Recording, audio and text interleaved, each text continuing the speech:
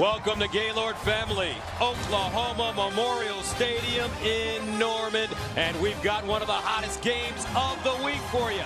It's number 6 versus number 5, or number 5 versus number 6, however you want to call it. TCU, OU, it's about to go down right now, and one of these teams, the winner of this game, will have a chance on Tuesday to move into the top 4 in the college football playoff rankings by virtue of the loss, Georgia falling to Auburn today. Hi everybody, I'm Gus Johnson along with my partner Joel Clapp. Welcome to Norman, partner.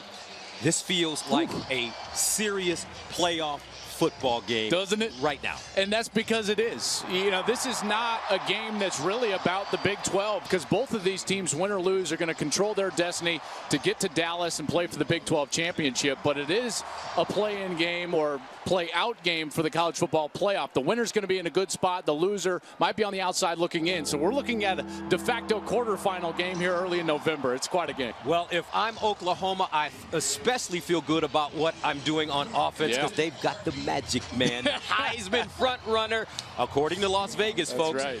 Baker Mayfield leading the way. I tell you, man, this guy, he's amazing. He really is. He's playing the best football of anybody in America right now, but he's doing it with a great supporting cast. He's clearly got the arm, but now he's got Hollywood Brown on the outside, one of the fastest in the country, a very good tight end in Mark Andrews. He can still use his feet, folks. He can hurt you that way, and in the stable of running backs, Rodney Anderson and Trey Sermon, all of that adds up to the number 1 total offense in the country at just over 608 yards per game. They are, at this point, one of the most well-oiled machines on the offensive side that I've seen in a long time. Oklahoma ready to come onto the field. The Sooners beat Oklahoma State 62-52 in Stillwater last week. Baker Mayfield threw for a school record 598 yards and accounted for 6 touchdowns as the Sooners amassed close to 800 yards in total offense. They are fired up, ready to ball right now, and here comes OU.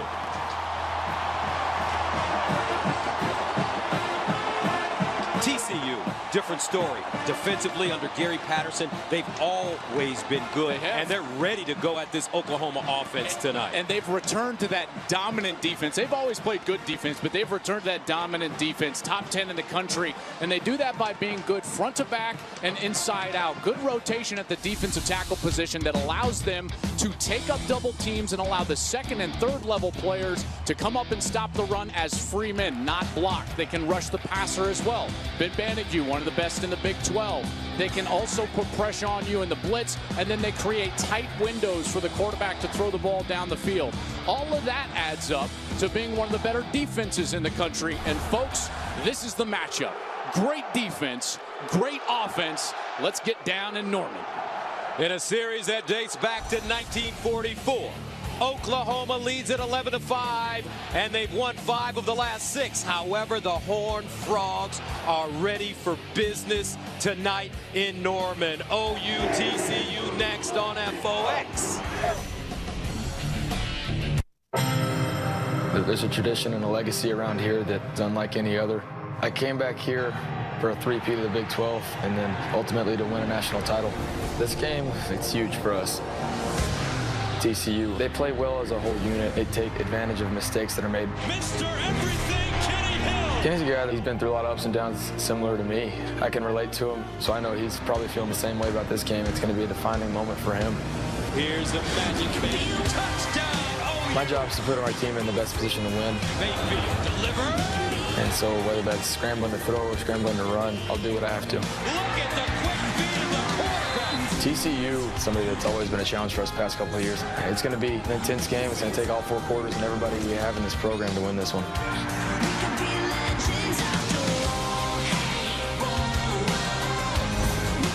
Welcome back to Norman.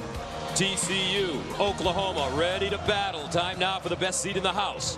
Sponsored by eBay. Fill your cart with color. Let's join the 3rd member of our team on the sideline, the All-American girl, Jenny Taft. Coach, you're going up against the nation's top offense. Baker Mayfield leading the way. What's the plan to slow them down early? Well, I don't. You get number one, just don't let them have the ball. But key is you got to defend every shot, like you see in basketball. So everything they do, we got to defend with surrender the pass and make them earn everything they get. You told us your team playing with a chip on their shoulder. What are they out to prove tonight? Well, no, we're trying to win a championship like we have every year. You know, people don't understand TCU's been winning for a long time. So we're just glad to be in this situation at this time against a really good football team and see how it all turns out. Good luck. Thank you. All right, OU won the toss, deferred. TCU to receive. Since TCU joined the Big 12 in 2012, all 5 games between the two teams have been decided by 7 points or less. And the Horned Frogs will start from the 25. So when TCU has a football partner, what's the story? You know, Kevontae Turpin is such a dangerous offensive player, and they have kept him healthy during the course of this early part of the season for this moment, for these November matchups. I think he's going to get an increased workload tonight against the Sooners. And on defense for them, there's some issues in the secondary. They're going to start Trey Norwood, the true freshman. He was on the field late last week against Oklahoma State. They've got a couple of safeties out, and this young secondary, they have got to tackle in space. That's going to be a huge key for them tonight. First down and 10 of the 25 for TCU. Kyle Hicks, number 21, a terrific running back in the backfield with Kenny Hill. And on first down, they hand it off to Hicks. And Hicks will advance it up to the 30-yard line. Caleb Kelly with the tackle. Justice Hill last week for Oklahoma State. And there's a flag down in the secondary. It looked like maybe some extracurricular activity there after the play. The officials will get together.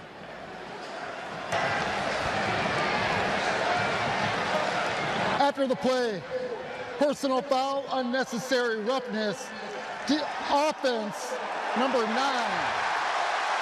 That's a 15-yard penalty. The down count. It's second down. It's John Diarse. John Diarse, and that's Trey Norwood, the true freshman. Oh, yeah, absolutely. That right hand right to the face mask. And what composure from the young corner, Trey Norwood, to not retaliate. Remember, it's always the second man. Norwood does a great job staying composed and not striking back. So the penalty makes it second down and 20 at the 15. Hill on the play fake with time, dancing around, checks down. He finds Hicks. Hicks hits the sideline and crosses the 20 right in front of Chance Sylvie. So TCU beat Texas last week 24-7 in Fort Worth. Hicks scored twice, and the TCU defense sacked Shane Buechele 7 times. This team really needs to stay out of these situations. They're one of the better teams on third down in the Big 12, but they often are not in these obvious passing situations. Third down and 14. Here comes a blitz. Now Oklahoma backs out of it. Hill looking off his back foot and incomplete. Diarse, closest man to the football. Norwood covering. So with the penalty, this TCU team not playing well in their opening series. They'll punt it away. Left part of your screen, Trey Norwood as the corner. He gets away with a little contact here right at the top of the route. Watch how he physical right there with Norwood, and then the safety comes over as well. He gets away with a little contact, and the Sooners force a punt. Adam Nunez in the punt from his own 7-yard line. C.D. Lamb is the deep man. He'll field it at the 39. Tries to get outside and does. Turns a corner, cuts it inside, still on the move, and finally he's wrapped up at the 44, a 39-yard punt and a 16-yard return. So Oklahoma with great field position, and Baker Mayfield ready to lead the offense for the first time tonight. And what's the story when OU has the ball? It's about number 6, the Magic Man. As you've coined him, partner. This guy was sensational a week ago, 598 yards, set the Oklahoma school record, and he has been sensational really for 3 seasons. This has been his best year, though, and he's got the most weapons at his disposal. We'll talk about those more as the night goes along, but he's going against one of the best defenses that he's faced all year long, and they are really led by Ben Banigou. Ben Banigou is a guy that transferred from Louisiana Monroe, had to sit out last year, and he has been a force rushing the quarterback. That's allowed them to be a great defense, allowing only 13.9 points per game. That's 6th best in college football. Looks like an injured player down right now, and that is Alec Dunham, the junior from Cold Spring, Texas. Special teams always plays a huge factor, and we want to see those guys. Coach Patterson will walk out. I tell you, I heard some people last week, a couple of weeks ago, just watching the games leading up to this game, and they referred to Gary Patterson as the Bill Belichick of college football, and I love that comparison for him. You know, he is. He seems to be so unsung at times. Yes, he is, and I will tell you this though, that this guy has built a program in Fort Worth that has been the most successful program in the state of Texas since he took over, and that's including the A&Ms and the Texases of the world. It's like he's walking off under his own power, which is a good sign there.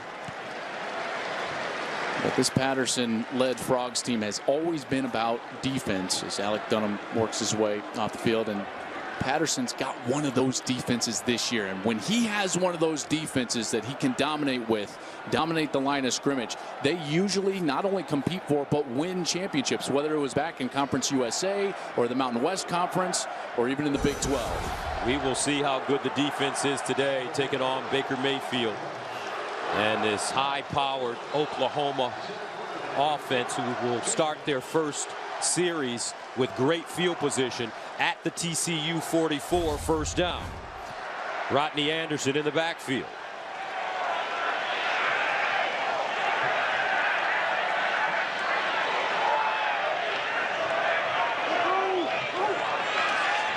Play fake. Mayfield going deep on first down. And incomplete. Hollywood Brown, the intended receiver, and what a game he's coming off of. Yeah, really good coverage, and he was sensational last week, Hollywood Brown, and he's got some jets, folks. I mean, he's one of the fastest players on the field, but that's an excellent job by Ranthony Tejada, 5'10", 170 pounds, a senior from Frisco, Texas. This is a guy that is very good and smart in coverage, understands leverage, and you saw it play out on that play. Second down and 10 at the 44.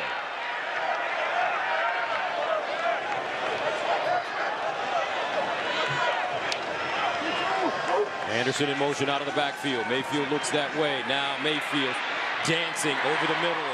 Andrews is big tight end with the reception as Nico Small brings him down, and that's a gain of 9. What you love from Baker Mayfield is the ability to manipulate the pocket and then find lanes to throw down the field. Watch him find a space, and then he gets to his tight end, and he creates an easy third down opportunity. That's what makes him so dangerous and why he's playing so efficiently right now. Andrews, 40th catch of the year. He leads this team in receptions. Third down and 1 at the 35. Anderson straight ahead looking for the first down, and I don't think he got it. His forward progress may give it to him, but the middle of that TCU defense willing and ready. Their defensive tackles have been so good in the middle of that defense, and that's big number 90, Ross Blacklock. Carrier's forward progress had ended. Will spot the ball and measure for a first down.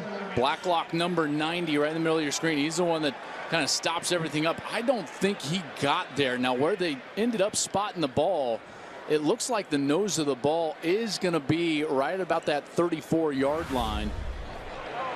Now they call this front line for TCU the Killer Bees. How about these names, folks? Ben Banagou, Chris Bradley, Ross Blacklock, Matt Boson, as well as Corey Bethley and Joseph Broadnax backing him up. And there we go, and the Killer Bees stuff the third down run and force a fourth down decision for Lincoln Riley on OU's opening series. Got to assume with this field position and as aggressive as Lincoln Riley is, that this offense is going to come back onto the field. And they have been pretty good in the short yardage during the course of the season as well. Don't be surprised if Mayfield's under center here. They go with their big personnel. Remember that offensive line, one of the most experienced in all of college football. So they send the offense back onto the field. Dimitri Flowers in the game, as well as, and they run it straight ahead and get the first down. Well, I don't know what TCU was waiting for there, because OU was ready for them, and they were not set, speaking of the defense. And Mayfield understood it. He just said, hey, I'm going to snap this ball and dive for the first down. That's a heads-up play from a veteran quarterback. Opening series for Oklahoma. First down and 10 now at the TCU 32. Mayfield looking underneath. This ball caught. Michael Jones tries to get outside, but he does not, as Howard brings him down. Traven Howard, I tell you what, he's one of the best open field tacklers I've seen on film all year long. This is only a guy that's about 212 pounds. He's really more of a safety. That's what makes him so effective in that spot as a linebacker. Second down and 10 at the 32. Anderson remains in the game as the single setback.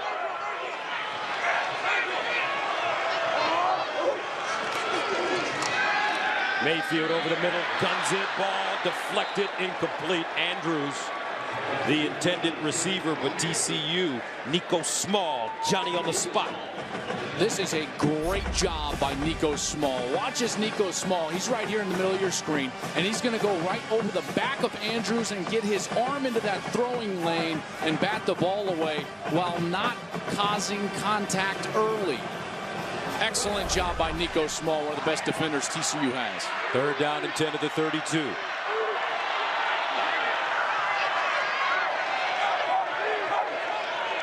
Sooners need to go to the TCU 22 for a first down. Baker Mayfield under pressure. Fires and incomplete. That one thrown a tad high for C.D. Lamb. And that brings up 4th and 10. Jeff Gladney defensively for the Horned Frogs. Well, what you're going to get here is that the linebacker is going to get totally cleared out of the zone. That's number 42, Ty Summers. And as he clears out, Mayfield's trying to attack that area, but just a little bit too high for C.D. Lamb, who's unable to get it down and bring it down for a first down for the Sooners. So Seibert in to attempt a 49-yarder. His career long is 46 as a freshman against Kansas in 2015. Clean snap, good hold, got it up. Pure. Oklahoma gets on the board first. 3-zip. Back after this.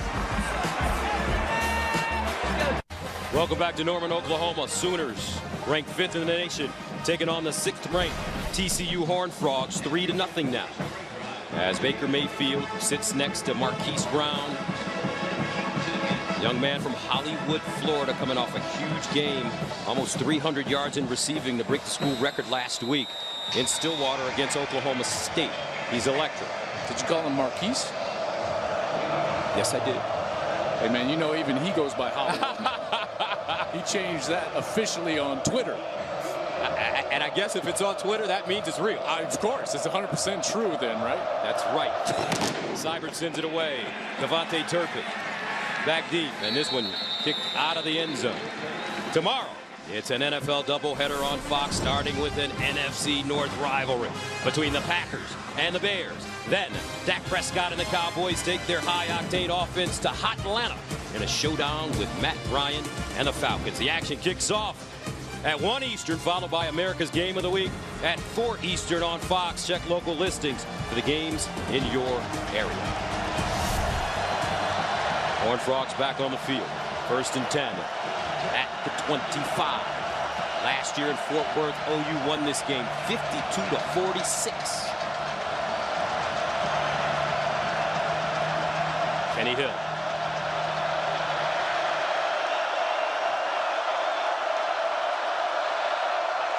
And Hill to throw it. Hill with the receiver. That's Hicks open. Hits the sideline. Cuts it back inside. Watch out. Kyle Hicks. Can he get there? Almost downed at the OU 11. That's a 63-yard run. Caleb Kelly with the saving tackle. They're going to take advantage of Obo Okoronkwo as the outside linebacker. He's supposed to peel out in coverage. He's got a man-to-man and was late. Great throw by Hill. Hits him in stride, and Hicks does the rest, getting all the way down inside the 15. Last year against Oklahoma, Hill threw for 449 yards and 5 touchdowns. First down and 10 at the 13. Darius Anderson in the game at running back. Hill find a space, keep it moving, and get into the end zone. Touchdown, TCU.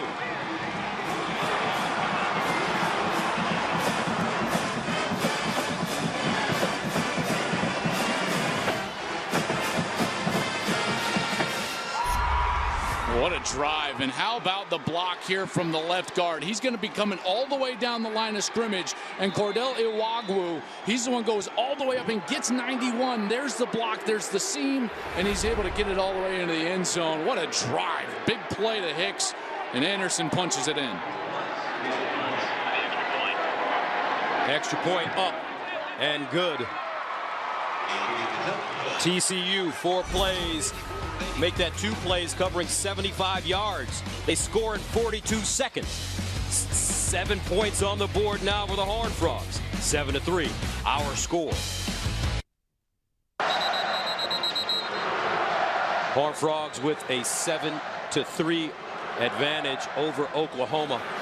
As you take a look at the scoring drive, the big play by this man, Kyle Hicks, a 62-yard reception. And capped off by Darius Anderson's touchdown run. Tip of cap to that offensive line. Did a great job on that touchdown run, opening that hole, and that was a quick answer to the first score from OU. Marcelius Sutton, the deep man. He'll get a shot from his own 5. And gets to the 20 before he's chopped down. Looks like Anderson got him on special teams. Let's take a look at our Ford Unstoppable partner. It's Marquise Brown, Hollywood Brown. Last week, he was electric. This play right here, he'd take a little under route, and then he looked like he was shot out of a cannon. One of the fastest players I've seen on the football field in a long time. They say he's even a step, maybe 7.5 faster than D.D. Westbrook, who won the Biletnikoff Award last year for Oklahoma. 265 yards receiving last week, 9 catches. 2 touchdown catches of over 75 yards on the day. It was just a remarkable outing for number 5. Let's see what he does today, if he can live up to that name, Hollywood. 1st and 10 of the 21.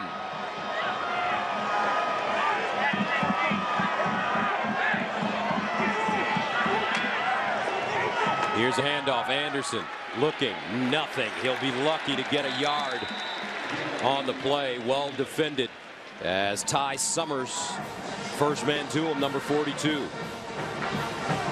Ty Summers, he's played a lot of football for Gary Patterson. He is a junior from San Antonio. He's 6'2", 242 pounds. What I love about Summers, he can go down and play defensive end. He can come back and play linebacker. Perfect hybrid style of player for Patterson.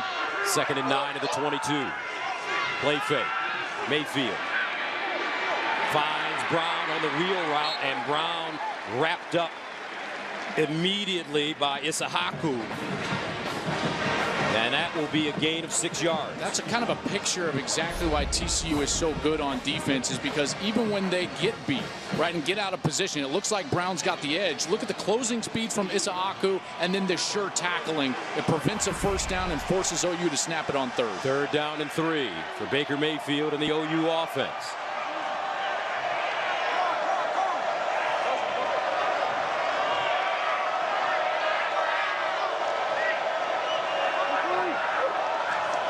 Mayfield over the middle, caught.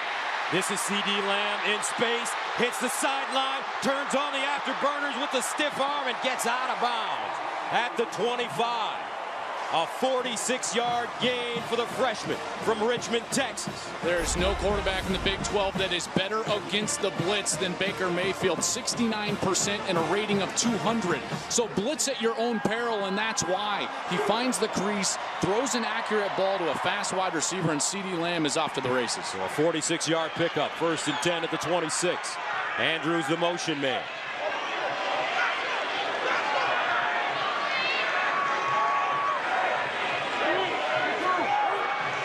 Mayfield, play action, rolls out of the pocket, throws on the move, goes up the field. Touchdown OU, Michael Jones.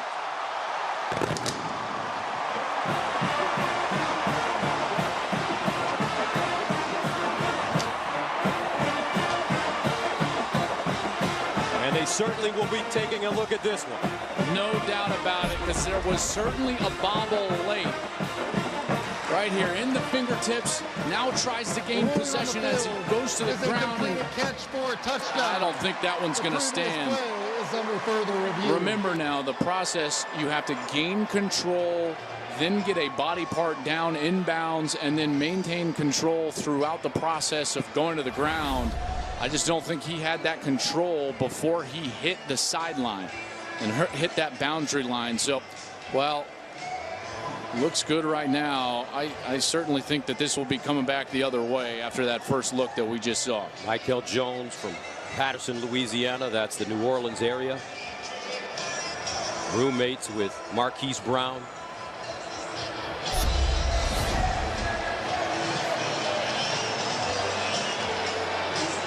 See that bobble just at the end.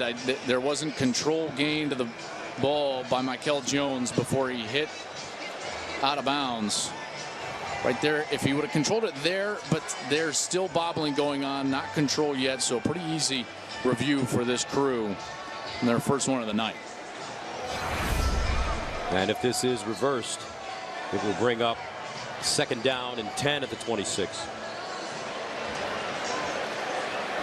After further review, the receiver did not maintain control through the entire process. It's an incomplete pass. It'll be 2nd and 10 from the 26-yard line. The clock will start on the snap. You know, that's one of those things in an environment like this, right? Even Baker Mayfield, who has been in so many environments, you can be just a little pumped up as a quarterback. And when you're rolling to your right, running with the throw, the tendency is just a little bit of an overthrow, and I think that's what got him. It was still a good throw. Certainly should have been caught, but when it comes back to bite him, it'll be 2nd down. From the 26, Anderson motions out of the backfield. Mayfield fires it over the middle, and it's a 1st down. Andrews finding a soft spot. What they're attacking here is, watch the linebackers for TCU. They immediately turn and look up the wide receivers, and they allow those zones to be vacated behind them. And Oklahoma is trying to attack that area of the field almost on a snap in and snap out basis right now. 11-yard gain, 1st down at the 15 for the Sooners. Lamb crosses.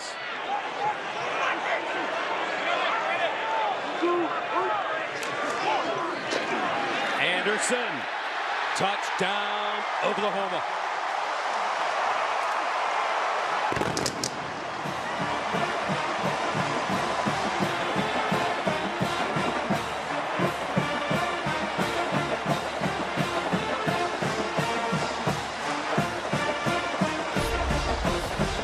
Check out the block by Bobby Evans. He's going to come all the way around. He's going to pull around the formation along with the guard, Samia.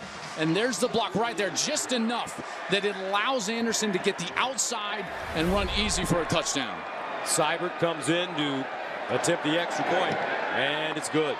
10-7, first quarter, 8:41 to go.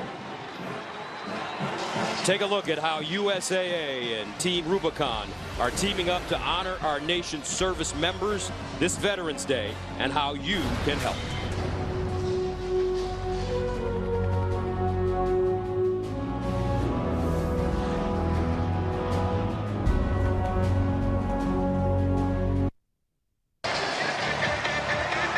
(10-7) Oklahoma on top of TCU here in the first quarter, as Rodney Anderson finds pay dirt, scores a touchdown. Sooners reclaim the lead. Well, and it was really that play to C.D. Lamb, that long play that set up the touchdown, and that's where Gary Patterson's going to have to be careful, because when you blitz Baker Mayfield, he makes you pay.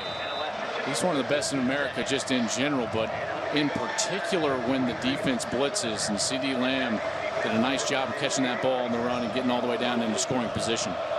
Seibert ready to kick it off.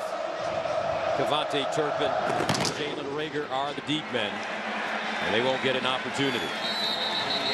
Now on Monday, Baker Mayfield had an important message for Oklahoma fans regarding tonight's game. His message is our craveable moment, sponsored by Dr. Pepper. You know, being at one of the last home games we're going to have, and it's important to our college football playoff run, going to call out our fans. It's going to be an important one for us. When I hear any talk about the 2008 Texas Tech game, this needs to be the new talk for the future. This crowd needs to be going. Well, when you get encouragement like that from your quarterback, I tell you what, and they've shown up. I walked the field about an hour before kick. I was out there until about 30 minutes before kick, and it was electric on the field at that time, and it certainly has maintained that throughout this first part of the game. TCU back on offense. First down and 10 at their own 25. Hicks standing behind Kenny Hill, and they'll give it to him. Breaks it back inside with running room, and he'll get a first down. Well, we saw this last week with Oklahoma State against Oklahoma.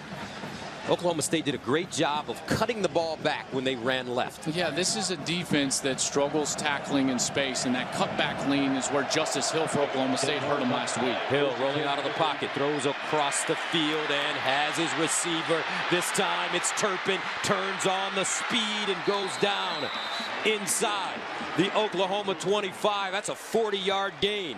They just lost him in coverage, a little play action, and then Turpin's wide open in the middle of the field. Hill makes the easy throw, and he was off to the races. First down to the 25. Hill dances out of the pocket, squares his shoulders, now decides to run it, and picks up another first down.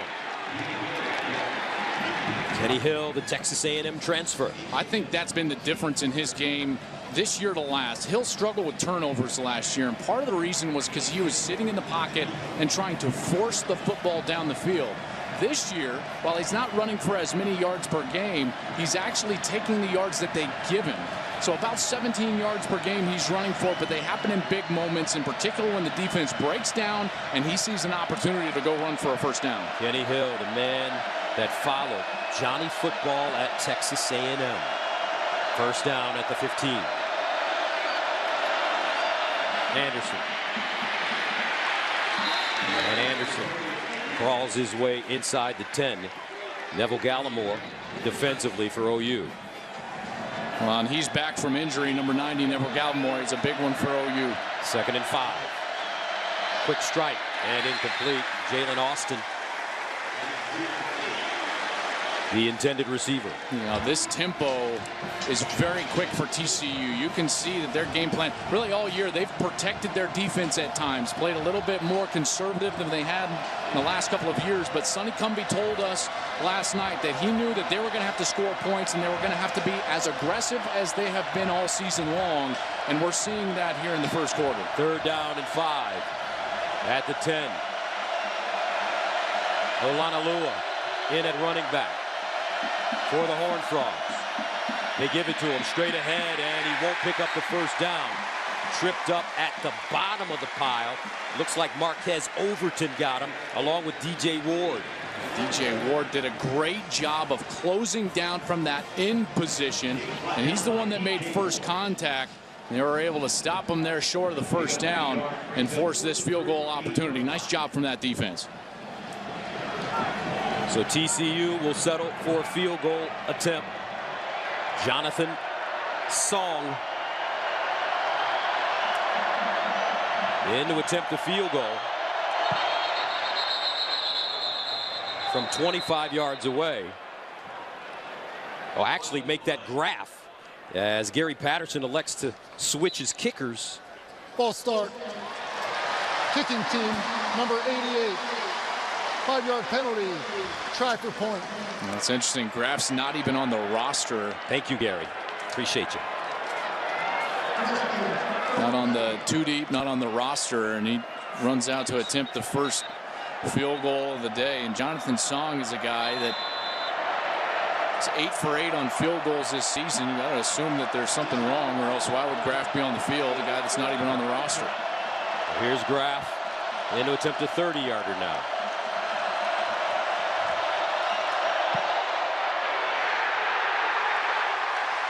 And he missed it.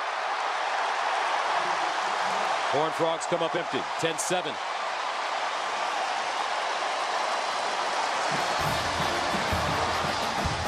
And that's a great Billy Sims standing in front of his statue. Heisman Trophy winning running back here at Oklahoma. Longtime member of the Detroit Lions. 10-7, OU. Gotta wonder, don't you? See a statue, you see a Heisman winner for this school and that logo, and then number 6 trots on the field. Folks, this guy's been the best player in America this year. I know Bryce Love had a great night a night ago, but Baker Mayfield clearly in the lead right now when it comes to that trophy. First down and 10 at the 20.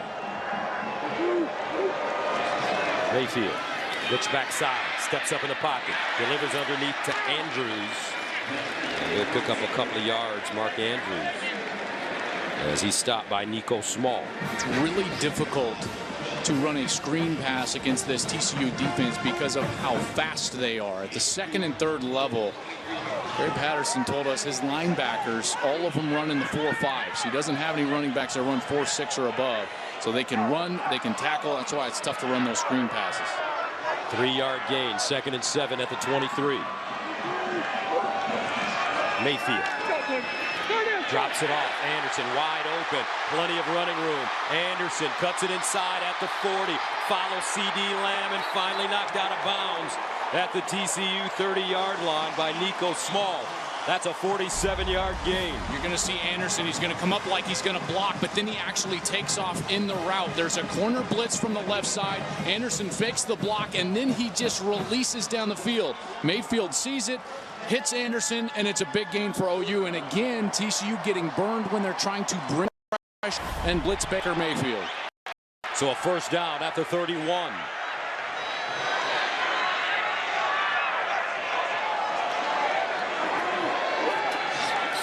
Mayfield looks backside, guns it underneath, has his receiver Michael Jones. Another first down for Oklahoma. Jones taken down by Nick Orr, as well as Arico Evans, but that's an 18-yard pickup. And the Sooners at their line of scrimmage quickly. Too many threats on the outside, and one of the great point guards out there at quarterback.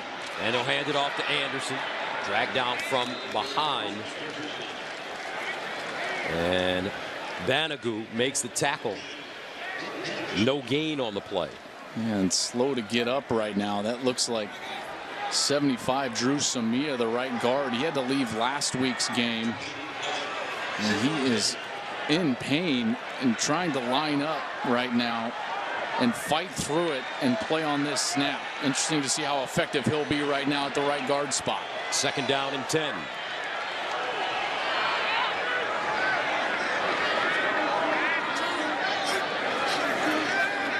Mayfield in the end zone. Oh, what a catch! Calcutta, touchdown, OU. Grant Calcutta went up and just ripped it down.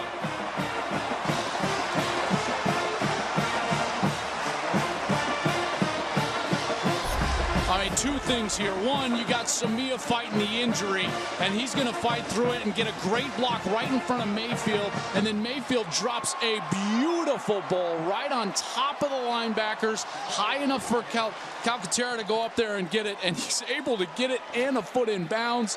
What an amazing play right there from Mayfield and Calcaterra. Wow. Grant Calcaterra, only his 4th catch of the year. And Oklahoma with an opportunity to take a 17-7 lead.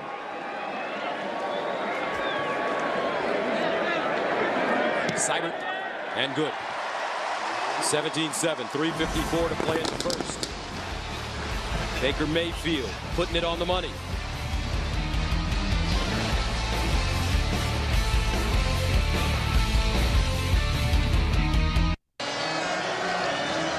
Grant Calcaterra from Rancho Santa Margarita, California, a freshman. Big-time touchdown, showing great hands and dexterity to get a foot in. 5 plays covering 80 yards. And the Sooners score in 2 minutes and 18 seconds. And he's here to kind of take over for Mark Andrews. You know, as Andrews is getting to be an elder statesman, Calcaterra, the number 2 tight end in the country, coming out of high school last year.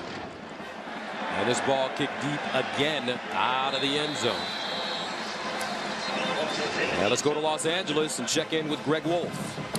Gus, thanks. Notre Dame, Miami, first meeting with both ranked in the top 10 since 1987. Malik Rozier, far corner of the end zone. finds Braxton Berrios 7-yard touchdown. Brandon Wimbush was just picked off. Hurricanes have scored again. They lead 13-0 first quarter. Gus, Joel, back to you.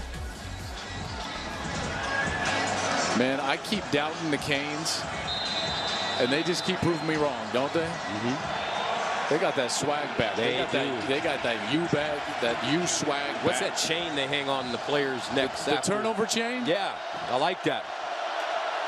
We call down there and try to borrow it. First down and 10 of the 25 for TCU. And it's Anderson. Darius Anderson gets close to the 30. Gallimore plugging up the hole and bringing him down. And they were really excited to get Gallimore back. This is a guy that has been banged up, has not played a lot over the course of the last month, but getting him back at 310 pounds, they felt like was going to help their run defense and help their linebackers in particular play without traffic in front of them. And so far, he's been pretty good tonight. Second down and 6 after the 4-yard pickup. And they'll hand it off to Anderson running right. Gets through the hole close to the first down. Caleb Kelly, first man to him as he grabbed his ankle and pulled him down. Gallimore cleans it up. Yeah, but they create a short third down situation. And this is where TCU has lived all year long, is third and short. And that's one of the reasons why they've been one of the best teams in the country converting on third down. They're #1 in the Big 12, 6th in the country, converting about 50% of the time. This is a big one here. You do not want to punt the ball away to Baker Mayfield in that offense after the rhythm that they've established in the last 2 series. Third down and 1 at the 34. Anderson, the pistol back, behind Hill. Looking for the first down. He has it as Anderson spins down. Caleb Kelly tackles him, but after a 4-yard gain. Nice aggressive run from Anderson. I'm really impressed with Darius Anderson. And I know a lot of the NFL scouts are impressed with Darius Anderson as well. Just a sophomore, 5'11", 205 pounds. But he's got that unique ability to be aggressive through the hole and cut upfield and not backfield. Does a great job getting skinny and getting tough yardage. Anderson had a 160-yard, 3-touchdown game against Oklahoma State in early October. Hill running.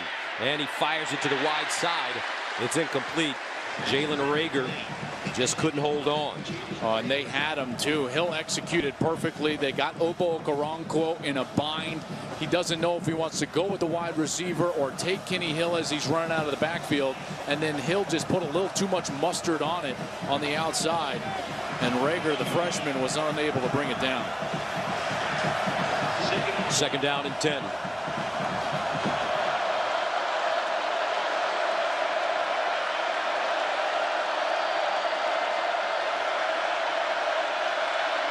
Kenny Hill looking, throwing, and incomplete as he throws that one out of bounds.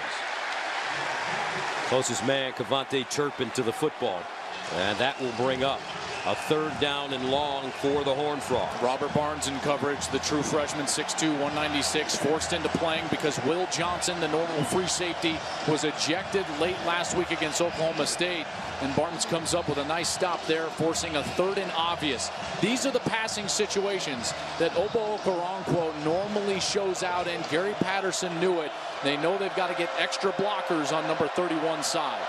Okoronkwo with 8 sacks on the season. He had 2 last week against Oklahoma State. Here's Hill looking. Olanalua cuts it back, bottled up, and taken down short of the line to gain. DJ Ward in hot pursuit. Kenneth Murray in there as well. Well, that's great pursuit from Oklahoma. They're trying to get a little bit of a swing pass right on Okoronkwo's side. That's how you negate his pass rush. Here's what happens right now. All the Oklahoma players are now pursuing to the football as fast as they possibly can, and check out all the crimson hats diving in to make the tackle. That's great defense. Adam Nunez comes in to punt it away. From the 27, CeeDee Lamb is the deep man. And he has it at the 25. So Baker Mayfield comes back on the field, and with that last touchdown pass, Baker Mayfield ties the record for most consecutive touchdown passes in Big 12 history with Graham Harrell. 36. That's just incredible. Every single game of his Oklahoma career after transferring from Texas Tech. Remember, began his career as a Tech walk-on. Played for Cliff Kingsbury in Kingsbury's first year at Tech and ended up coming here to Oklahoma. And he has been so good since. Hasn't lost a true road game. Set the FBS record for efficiency a year ago, and all he's done is outdo that this year. And in November, he's playing some of his best football right now. The winningest active quarterback in the nation with a 35-7 record. They check it down. Jones, quick feet, and he'll pick up 4, maybe 5 yards on the play. Traven Howard with the tackle. Good block on the outside, but those plays right there, they're designed to create this situation. Kind of a second and medium in order to take a shot or do something creative. Now Abdul Adams in the game at running back. Mayfield going through his progressions. Now decides to run it, and a first down OU. Say, this guy works through his progressions really quickly, and he makes sure he's got eyes on 1, 2, 3, and then all of a sudden he sees a lane. Lincoln Riley is a play caller. That is just great insurance, right? You have a quarterback that's going to make great decisions, and when he needs to, can pick up a first down with his feet. First down at the 36 now for Oklahoma. Adams and Sermon in the backfield.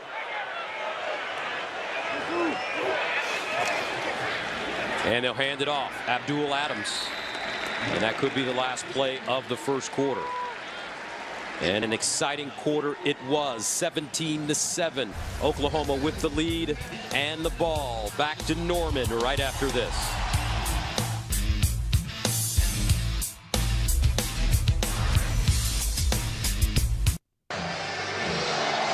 Oklahoma scoring 17 points in the first quarter against TCU.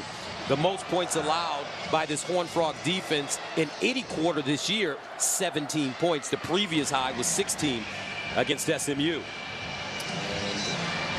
This defense only allowing about 14 points per game. Patterson knew this was going to be a challenge. Listen, there's a reason that this is the #1 offense in America, and there's so many weapons, and the guy driving the car is pretty special as well. 186 yards in total offense in the first quarter. 2nd and 8 at the 38.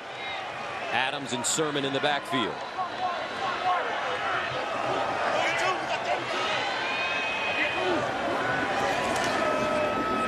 And Mayfield fumbles the ball and somehow dived on it. Gets a very lucky bounce, Baker Mayfield. He's coming up hobbling. He got hit on that right leg. Isahaku almost coming up with the fumble recovery, and he was jolted by Chris Bradley. Yeah, look at that leg get kind of caught up as Mayfield tried to bend down and pick that ball up, and that's why he's slow. And he is hobbled back there in the pocket. He can hardly put any weight right now on that right foot. 3rd down and 10 at the 36. Mayfield guns it, and incomplete. And that one thrown behind CeeDee Lamb. All your velocity as a quarterback comes from your back leg and back hip. If you can't put that power and that leverage back into the ground with your foot, the ball is going to be short and towards the ground. It's always going to be behind the wide receiver. So as soon as Mayfield comes up and tries to put that power from the right hip into his throw, it wasn't there. That's why the ball tails down towards the field, and an incompletion ensues. So Austin Seibert will punt it for the first time tonight from his own 22. Kavontae Turpin is the deep man. Turpin coming up with the fair catch at the 33. And we'll stay right here. 14:02 to play. Second quarter. 17-7. They're taking a look at Mayfield on the Oklahoma bench.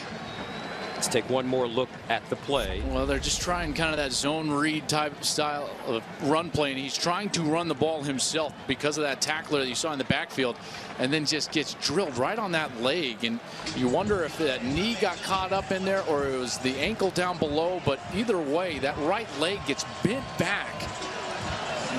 A position that you do not want to see, and you see as he gets up, he can hardly move that right leg. Then the ensuing throws well behind the wide receiver. His worst throw he may be thrown in 2 years. So a first down and 10 at the 32 for Kenny Hill. And TCU down 17-7. Here's Hill. Sideline. Incomplete. Diar's the intended receiver. And that one goes right through his hands. It's a good throw, but Norwood did a great job of closing and breaking that ball up. Norwood so far having a nice night. This group of corners have been much maligned during the course of the season, and Norwood's looking in there and trying to change the narrative of his true freshman in his first start. 2nd and 10.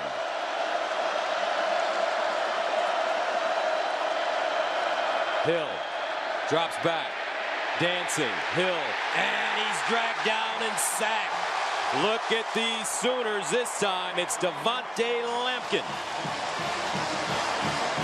This is just straight bull rush. I mean, amazing bull rush right up the middle of the field. Watch Lampkin take the center, number 51, Austin Schlottman, right into the lap of Hill. Then he comes off of the block and brings Hill to the ground. That's great effort right there. Lampkin does it alone, getting the sack. Redshirt sophomore from Houston, Texas, 3rd and 20. After the 10-yard loss. Hicks back in. At running back. Hill. Over the middle. Incomplete. Broken up, though. Looks like it's Norwood again. Trey Norwood, the freshman from Fort Smith, Arkansas. Knocks that one down. And Diar's had to turn into the defensive back 9. Diar's is going to go out to the corner. Hill throws it a little bit late. Norwood does a great job breaking under the route, gets his hands on the football, and Diar's had to pull that right arm down, or that would have been an interception. How about Trey Norwood? First start trying to change that narrative. Well done. So TCU to punt it again for the 3rd time. CD Lamb signals for the fair catch and has it at the 31. So coming up, we'll find out if Baker Mayfield is okay. He's got his hat, walking on the field. And check out the Go RVing sights and sounds from the amazing atmosphere here in Norman at Gaylord Family Oklahoma Memorial Stadium. I love what they call this place. Talk to the people from around here. They say that this stadium is the palace on the prairie. Well, we'll see how healthy Mayfield is. You know, it helps him that he is a former baseball player. And it helps him that he can throw with just his arm. Now, in order to do that, he may have to drop down a little bit 3/4 and not throw over the top. That's what you're going to be looking for here now with that right leg banged up from the last series. 1st down and 10 at the 31. And they'll stay on the ground this time with Sermon, and he'll go backwards. Well defended as Ross Blacklock and Matt Boson come up with the play. Let's go downstairs to Jenny.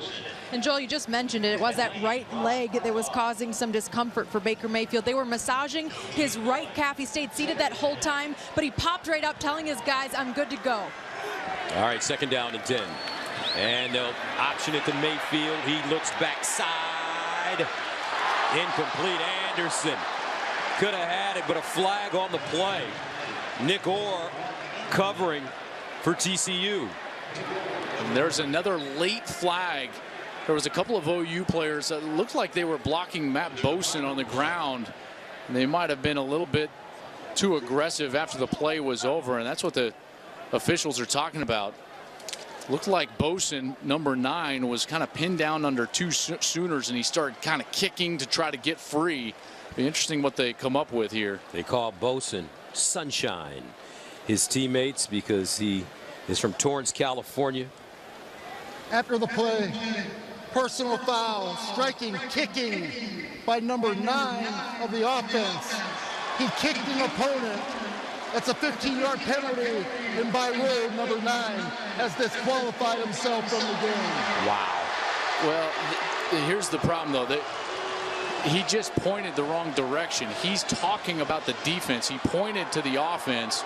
He meant the defense. And that is a huge loss if Boson is having to leave the field now as a great defensive end.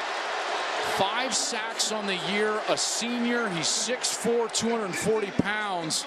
And by rule, he has disqualified himself from the game. A 15-yard penalty, automatic first down. Watch the left side of your screen as the camera pans over. Right about now, you're going to see the Oklahoma players as they're trying to get up, and Bosen starts to kind of flail around with the official right there, and he started to kind of kick his way free.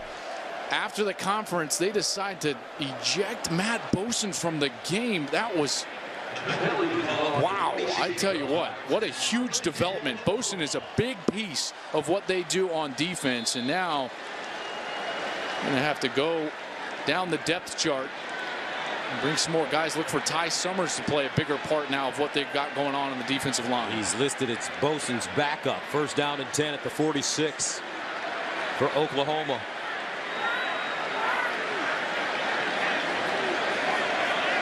Mayfield gives it to Anderson. Anderson, first down, Anderson. And he finally is chopped down close to the TCU 20 by Jeff Gladney. A 30-yard gain. Eric Wren, great block by the center. He's the one that got the linebacker.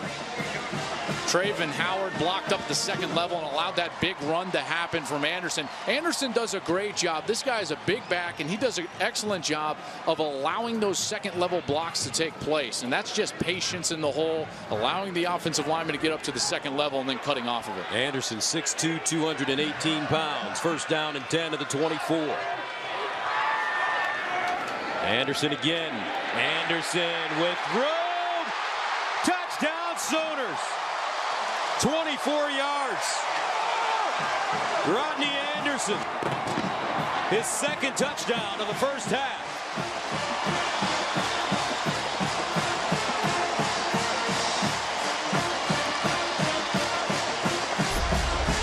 Well, you're going to get a great block right here. This is Brown, but then as Anderson comes through the line of scrimmage, he's going to be one-on-one with Nico Small, the safety. And at that point, he breaks the tackle here, and at that point, he cuts back on Nico Small. Small misses the tackle, and it's touchdown Sooners. Seibert comes in to attempt the extra point, and it's good. Rodney Anderson, 3 straight 100-yard games. He's got 70 yards rushing on 6 carries so far, but more importantly, Oklahoma dominating TCU 24-7. 24-7 OU on top of TCU. There's the Heisman room on the Oklahoma campus. Anderson, big touchdown. His second of the game rushing. And the Sooners will send it away. Trouble now. Major trouble for TCU. Turpin, Rager are deep.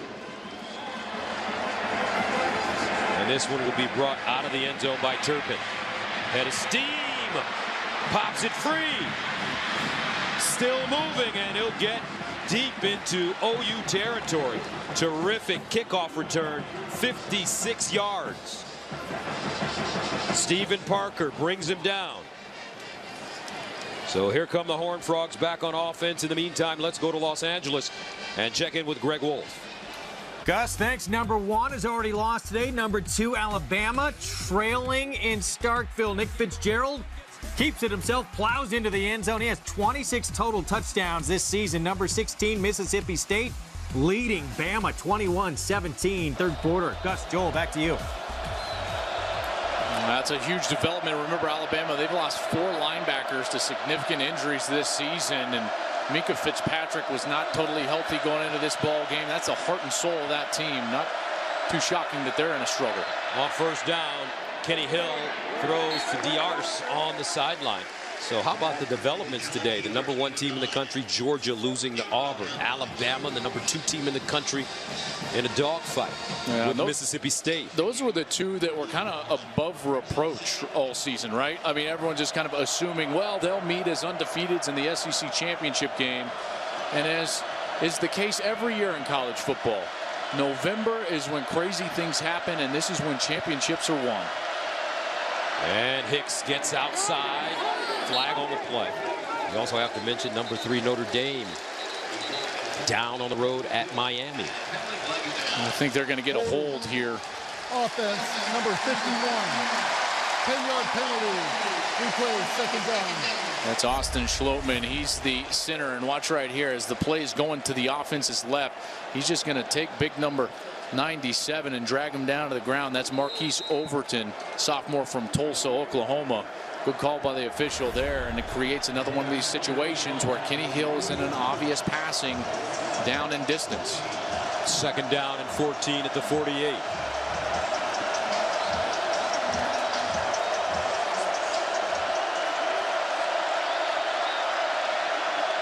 Hill rolls out of the pocket, stops, steps up.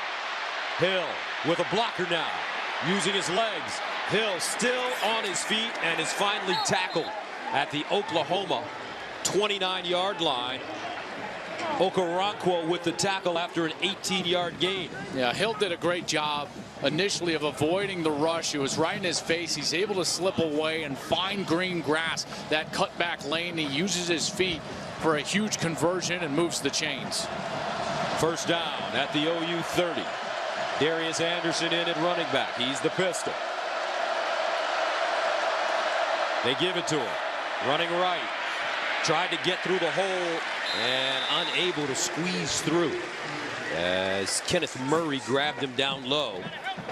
But it's a 4-yard pickup. And Overton in there as well, number 97. And OU is doing a much better job against the run this week than they were a week ago against Justice Hill and Oklahoma State. That defensive line is doing a nice job of standing up the guards and centers for TCU and running down the line of scrimmage. Second and 6 at the 26. Anderson runs left this time, and he has a first down, but a flag on the play. DJ Ward grabs him from behind, and Anderson is in pain.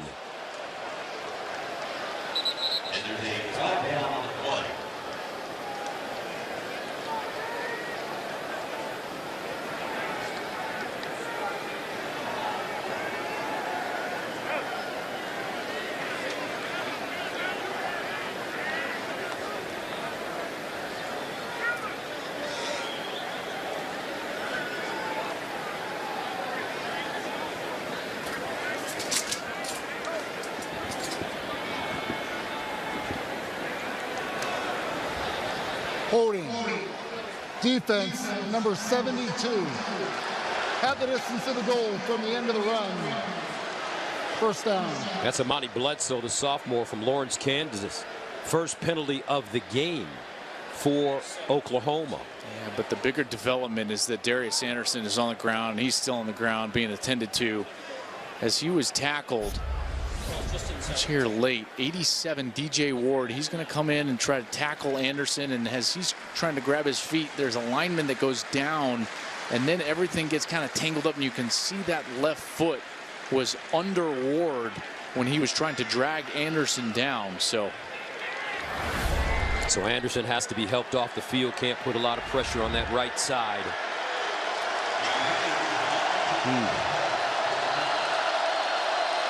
Huge loss. Yeah, it sure for is. TCU.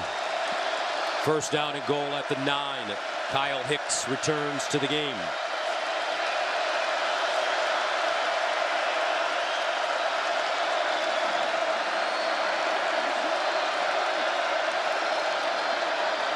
And Hill runs it behind Hunt. Hill hits the corner, and Hill dives. Touchdown, no. They say he's out. He's down, rather, at about the 1-inch line. It's a great ball fake. Got him free, and they'll run up to the line of scrimmage and snap it quickly. Hill, 212 pounds, quarterback sneak. This time he gets in. Kenny Hill with the touchdown, making it a 24-13 game. And TCU partner needed that. Yeah, they sure did. You know, in particular after last series, they get Boson ejected on really an awkward call on the defensive side. Then they lose Anderson on that run play. Hill takes it himself, gets down inside the 1-yard line, and then punches across. They need that one badly because OU has the talent and the offensive power to run away and hide, but they did a nice job there getting into the end zone. Now Cole Bunce will come in and attempt the extra point. He normally handles the kickoffs. Ryan Graff, who came in for Jonathan Song, missed his attempt.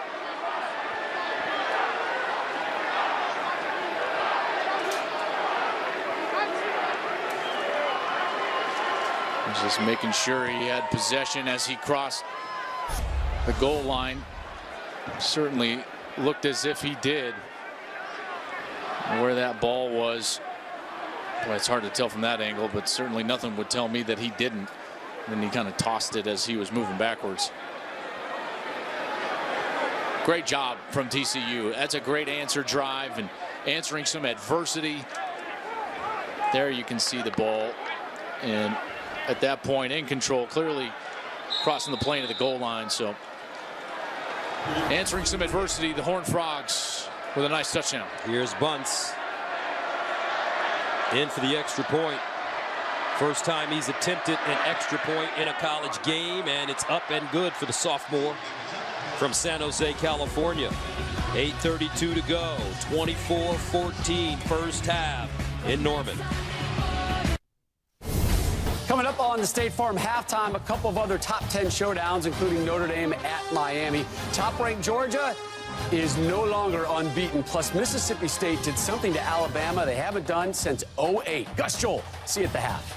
All right, thank you very much, Stoner. 24-14, Kenny Hill. Nice job orchestrating the drive for the Horned Frogs. 6 plays, 44 yards. One of the things that his coach, Sonny Cumbie, talked to us about last night was he wanted his quarterback to continue to fight through adversity. That's something that he felt he didn't do great at a year ago, but that this year he's had much more fight and tenacity in these big moments, and we certainly saw it on that last series. Bunce sends it away, and this one will not be returned by Sutton. So Mayfield has done a nice job throwing the football, but the running game has been dominant for the Sooners here in the first half. Yeah, it sure has. And this is the #1 rushing defense in America. But watch as Anderson continues to be patient at the second level, and Oklahoma gets to those linebackers and gets them blocked. On every one of these plays, whether it's the center, Eric Wren right there, number 58, or a pulling tackle like Orlando Brown right here, 78, gets a block at the second level. Anderson makes a cut. Anderson does a great job of allowing those blocks to happen, getting people locked up and then cutting off of those blocks. And you see what's going on right now. The last 3 games combined, TCU gave up 37 yards total on the ground. Tonight, already 81. First and 10 of the 25. Mayfield finds Anderson out of the backfield. And Anderson to the 30. Gang tackling led by Michael Epley. And Epley is the guy that's now in the ball game for Matt Boson. He's Boson's backup. Boson on the last series was ejected after there was a bit of a scrum on a throwback to Baker Mayfield. And so without the 4th leading sack man in the Big 12, Matt Boson, Michael Epley, the junior from Leander, Texas, junior college transfer from Tyler, is going to have to play a big role. 2nd and 4. Empty backfield for Mayfield. Baker throwing up top for Anderson. Oh, he got his shoulders around and made a sensational catch.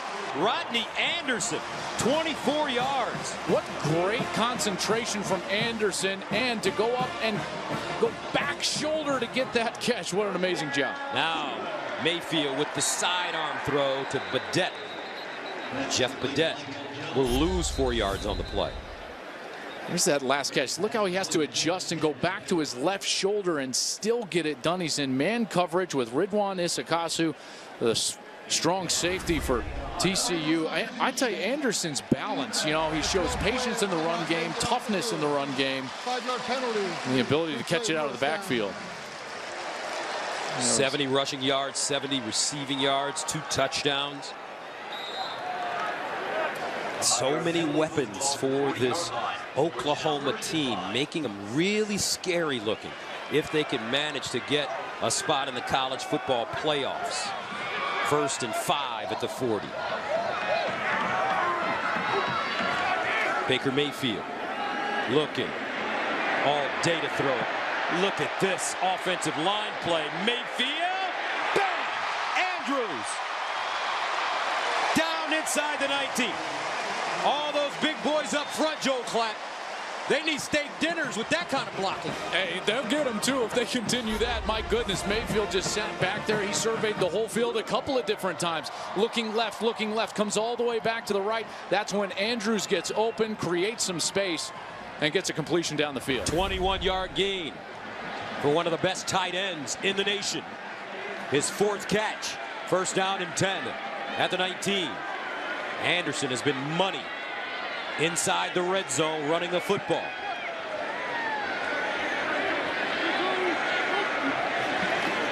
Anderson. And Anderson goes down inside the 15. Rico Evans makes the tackle. And a great successful run. Maybe not great, but just successful on first down. 5 yards. And now you're set up with your entire playbook at your disposal, which is so important in the red zone, in particular against a defense that traditionally stops the run, or at least has in the last few weeks up until tonight. And now Lincoln Riley's got any play at his disposal that he wants. Second down and 5 of the 14.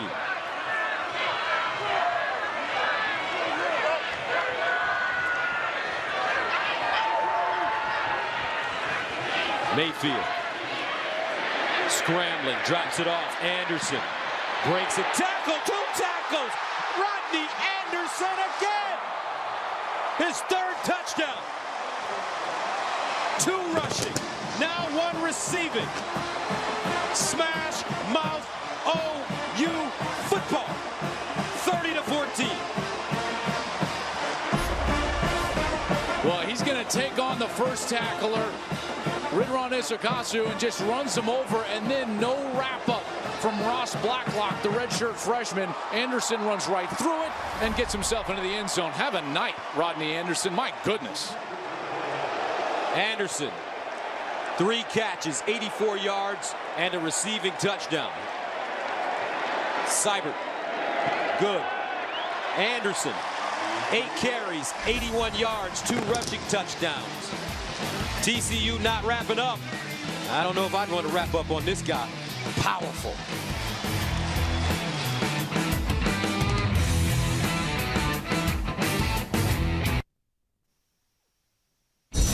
Coldhouse and fade right, coming down with it. He caught it, touchdown. The Frogs are within 1. Bounces outside, still looking, lobs in zone. He's knocked away. The Sooners have escaped.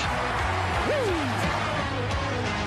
And that was Stephen Parker, who broke up that 2-point conversion attempt to seal Oklahoma's 1-point win over TCU 2 years ago. But right now, the Sooners are rolling. 308 yards and 31 points in 24.5 minutes versus the number 6 defense in the country.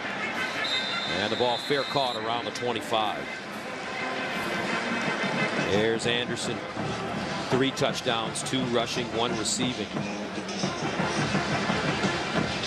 This guy got hot late in the season too. You know, against Texas, he kind of got going a little bit, 10 carries, over 40 yards, but then it was just game after game where he's been over 100 yards. He went Kansas State, Texas Tech, Oklahoma State with no less than 111 yards on the ground, and he's doing work here tonight. 8 carries, 81 on the ground, 84 through the air. He's been terrific so far. Rodney Anderson has rushed for 111, 181, and 147 yards in the last 3 games. Defense, though, starting to step up for OU as well. First down and 10 of the 25. And they give it to Hicks, and Hicks is just driven backwards by Devontae Lampkin. Tell you what, this is the best that Lampkin has played. This is the best that the defensive line has played all year long, really. Now, they have had moments where they've played really good defense, but then you've also seen stretches where they get scored on almost series in and series out. But this defensive line is the key. If they can get off blocks like they're doing right now against TCU, they can play great defense over a consistent period of time. That's been the huge key. Lampkin doing a great job. Second and 9 to the 26. Kenny Hill sidearm throws, and it's caught on the far side by Rager. And he's stopped by Kenneth Murray. I thought we would see more of those outside screens, and I wouldn't be surprised if that's where TCU started to go, because the run game is not successful right now. Darius Anderson got banged up on the last series, so now you're down to Hicks, and you got to find some free yardage, and they got to do that on the outside with this passing game, and Kenny Hill finding these short, quick wide receivers. 3rd and 3 at the 32.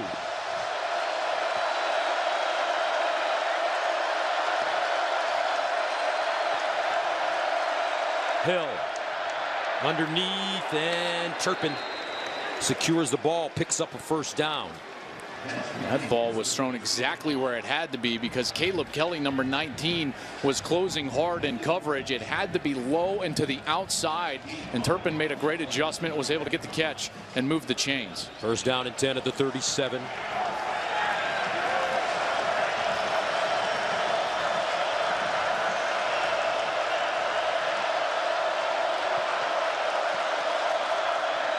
Hill, Turpin with a block, gets through the hole, turns on the burst, and is tripped up.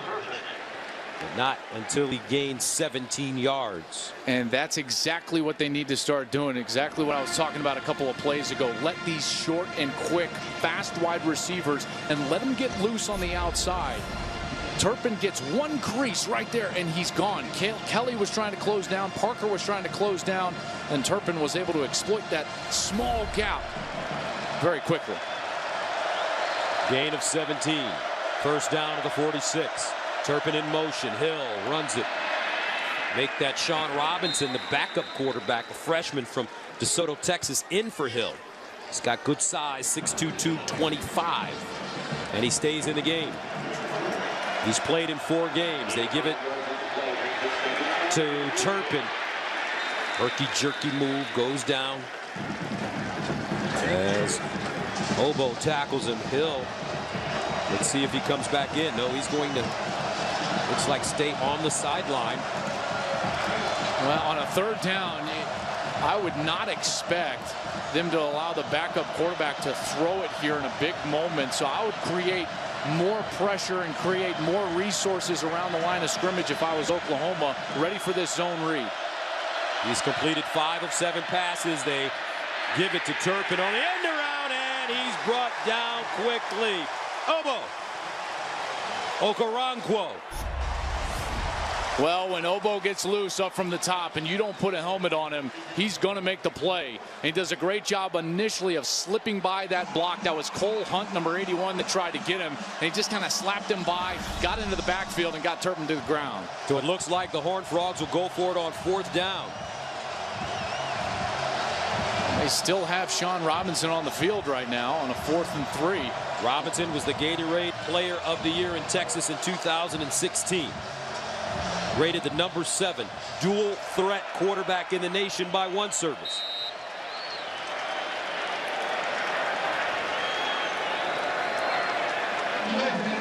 And they just let the clock run out. 5-yard penalty.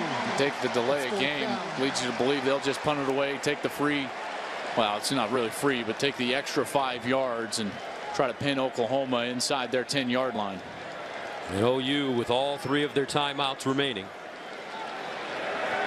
I don't know. I think I would have gone for it there on 4th down. I understand you don't want to give that offense the ball back with decent field position, but I don't know if field position matters the way that Oklahoma has been playing offense so far in this 1st half. And with 1:30 left, getting points there, I thought was very important.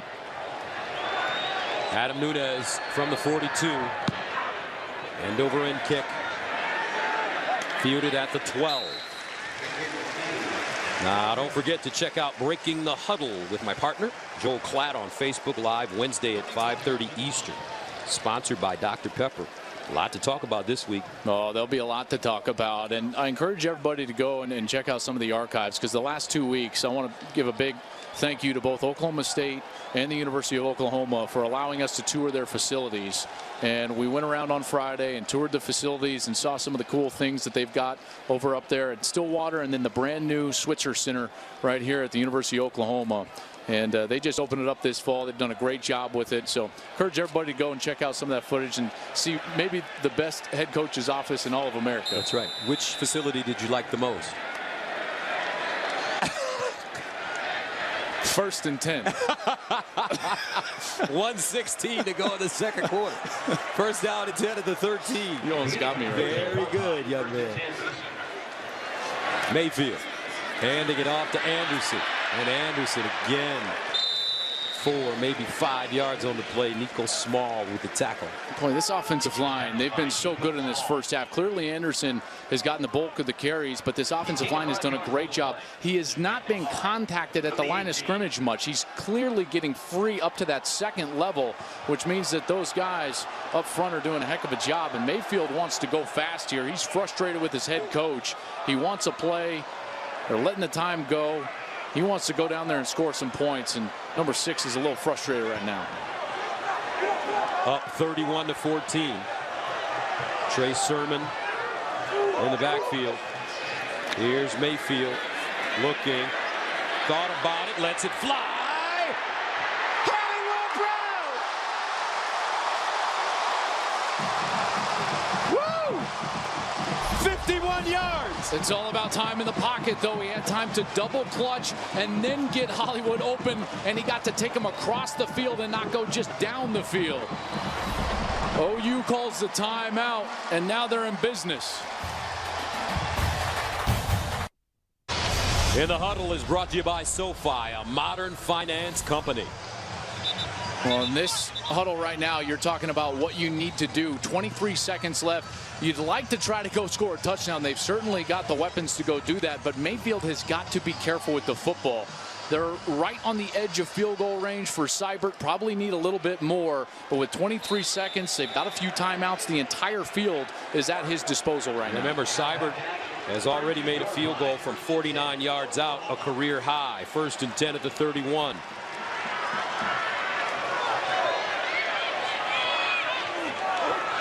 Mayfield. Draw play. Sermon.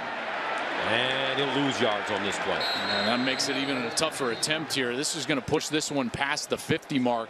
It's going to be somewhere in that 51 range if they were to attempt the field goal, but they'll take a timeout. Of the half, 30 seconds. Don't forget, coming up, the State Farm halftime report.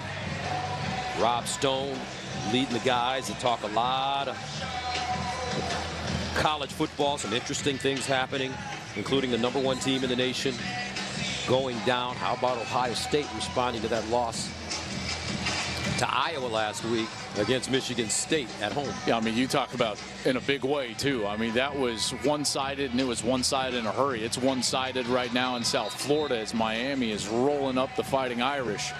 Oklahoma doing some work right now, and Georgia already have lost. Bama's in trouble. This is what you love about college football. I will say, I thought on that last play, with a first down and timeouts at your disposal, it wasn't necessarily time to just play the field position. Where does your kicker want to kick it? Even with a timeout here, try throwing the football a little bit down the field. You've got great possession guys like Mark Andrews, a speed guy like Marquise Brown. You can always come back and attempt the field goal. 2nd down and 11. Mayfield lines up over the middle. Anderson. Touchdown Sooners. What a game for this kid. His 4th touchdown of the first half. 2 receiving, 2 rushing. And Oklahoma, with 7 seconds to go, hits pay dirt.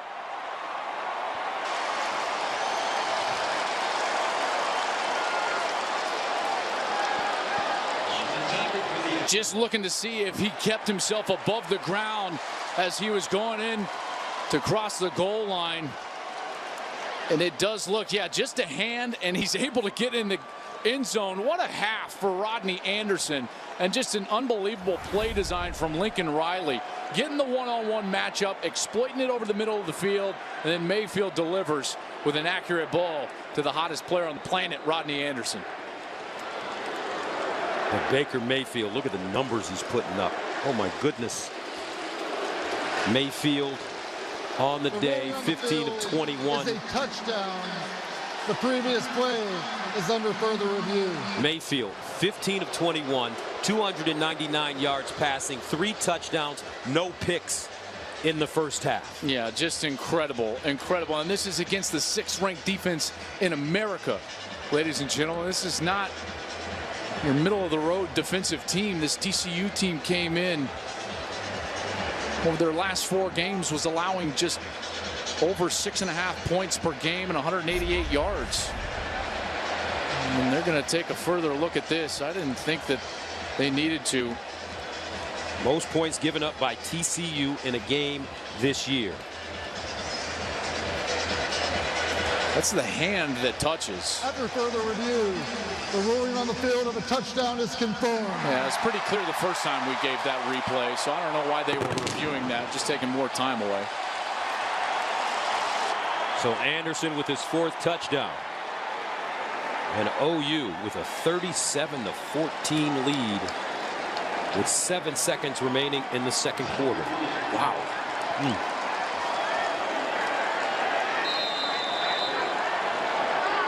OU had 38 points in the first half last week against Oklahoma State. They've got 38 points right now against TCU.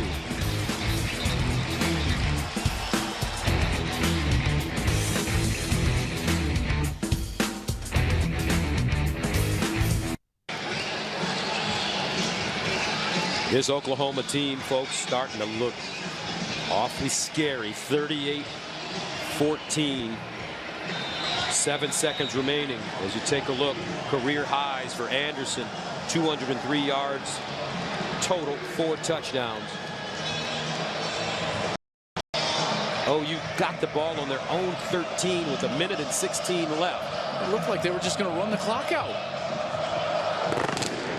Line drive by Seibert. And it will be downed at the 29. Let's go back to that touchdown. This is a great design by Lincoln Riley. He's going to take the safeties out here. He's going to take the safeties out here. That isolates the middle linebacker, and then Anderson runs right by him in a one-on-one situation.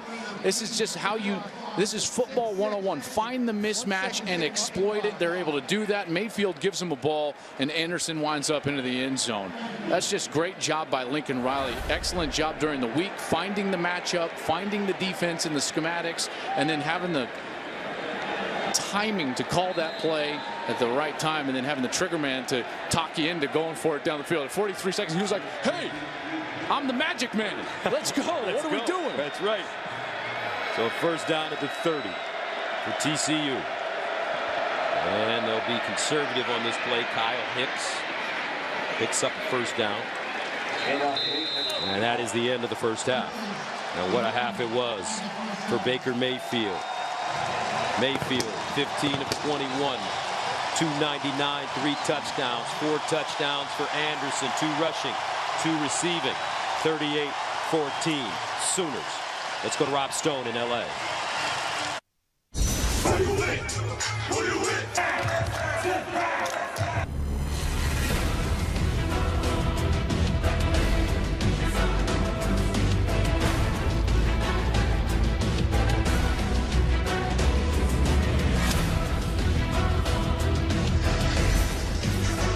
Welcome back to Norman, Oklahoma.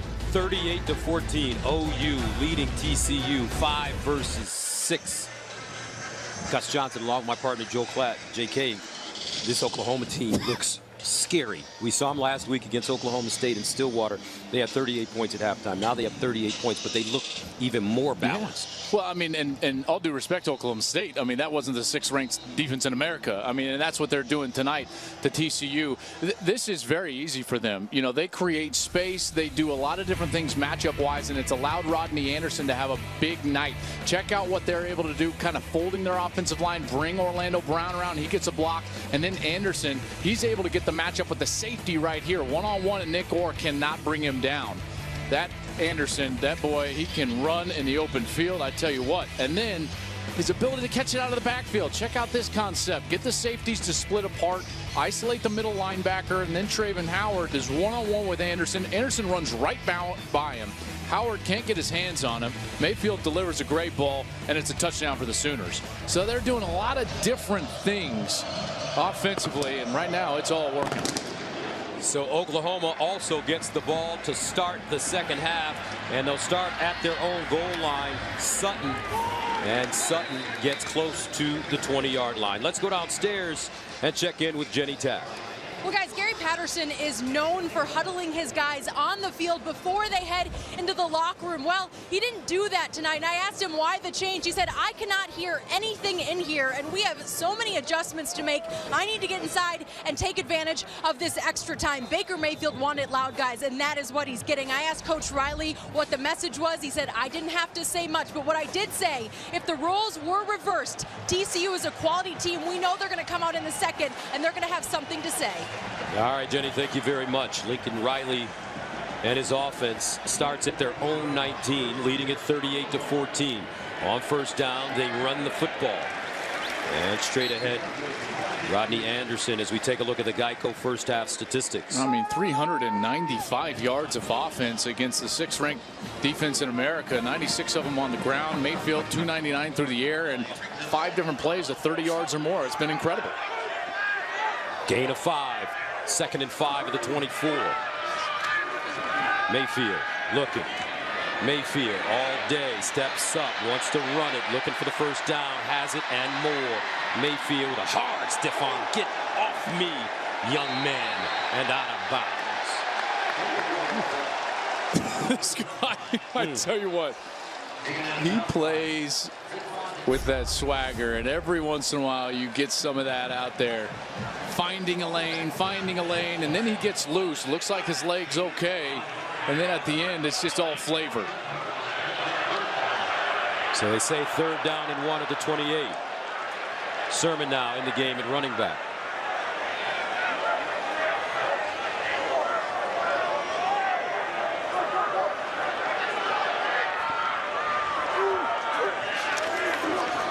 Sermon, and it'll be close. He was dragged down by Traven Howard, but he may have enough for the first down. Yeah, that's a great play by Traven Howard. Check out Howard. He's able to squeeze down, and then he's able to shoot the gap and get into the backfield unblocked. Samia, the right guard, was unable to get up there and get that block made. And Sermon goes down behind the line of scrimmage. Great sure tackle, wrapping up the feet of the freshman running back. No gain on the play. 4th down and 1. Opening series of the second half, and now the punt team will come on for Oklahoma, and they'll send it away. 2nd punt of the game for the Sooners. And they're going to take the official measurement, it looks like, and I think that's what Lincoln Riley was looking at, because it sure looked like he did not get back even to the line of scrimmage, much less get that half yard that he needed for a first down. So a pretty generous spot.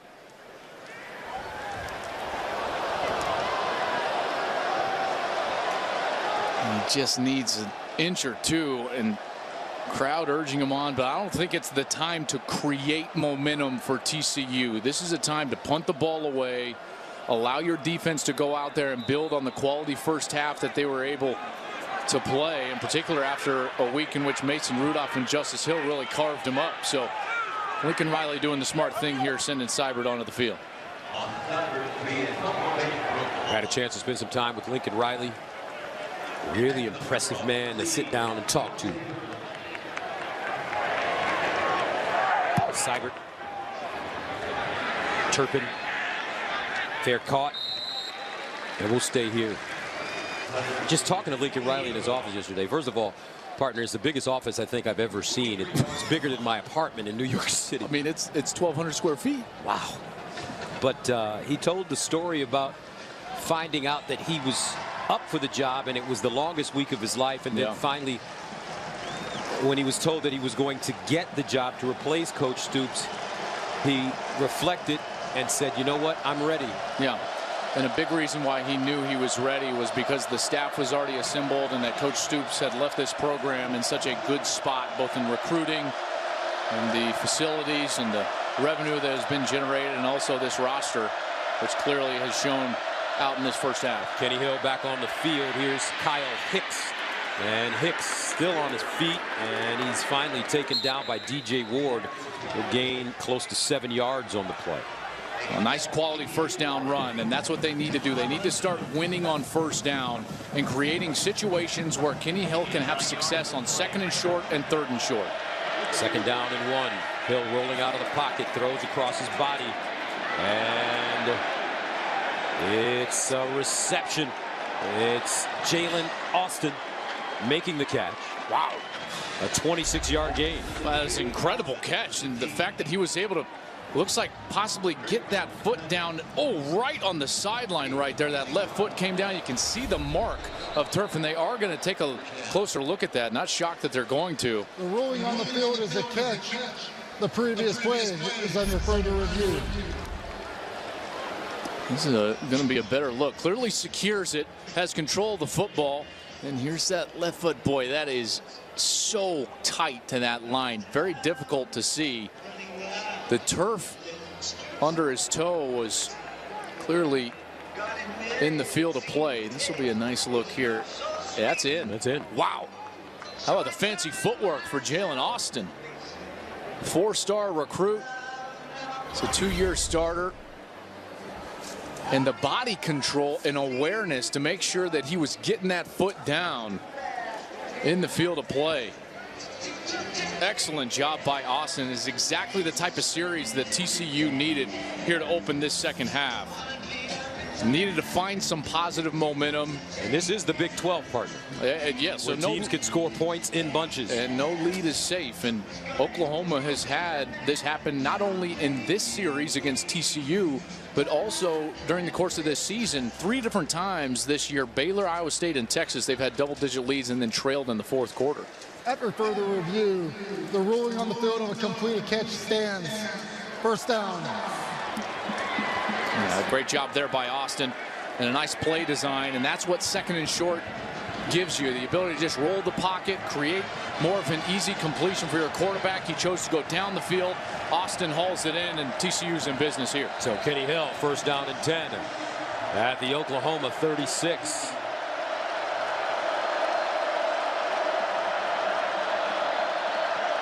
Hicks.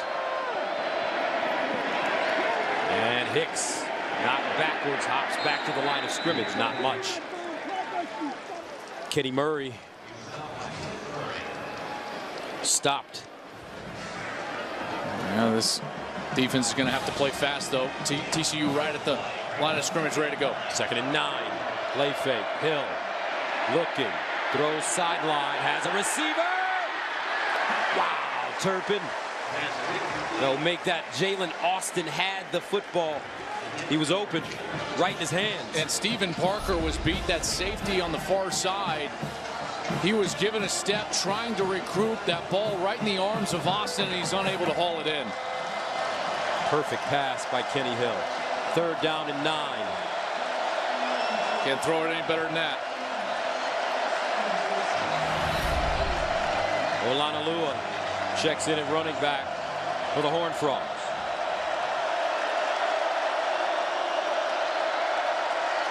Yeah, OU needs a timeout. They ran a defensive lineman off, and they only had 10 guys out there.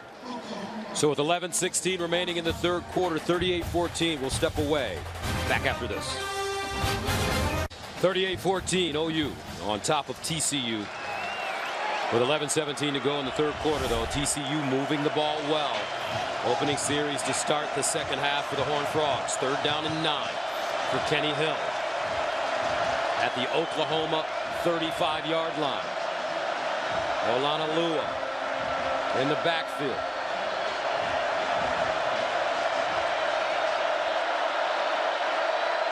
Hill steps up. Hill buying time. Delivers to the sideline for Cole Hunt. And it's an incomplete pass. Well, just terrific coverage down the field. The protection was there for Hill, but he didn't have anywhere to go. There was a player right in the middle of the field that I thought Hill could have got to, but at that moment is when he decided he was going to try to take off and run, and then had to escape the pocket out to the left. And it brings up a 4th down. And the fact that they didn't get any yards means they're going to have to punt that one away. And so a promising drive to start the second half is stopped by Oklahoma. And TCU is going to have to punt it away. 5th punt of the night. For TCU, C.D. Lamb is the deep man, as Adam Nunez will punt it away.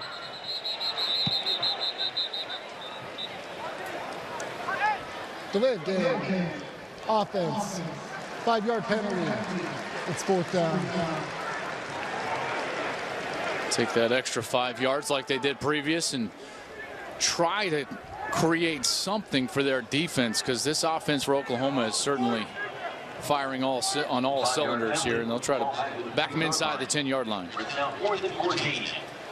Nunez now will punt from his own 46. Lamb steps up. This one angled toward the corner. Takes a bounce, saved from going into the end zone for a touchback. Well played defensively for the Horned Frogs. But coming up, Baker Mayfield and the Oklahoma offense.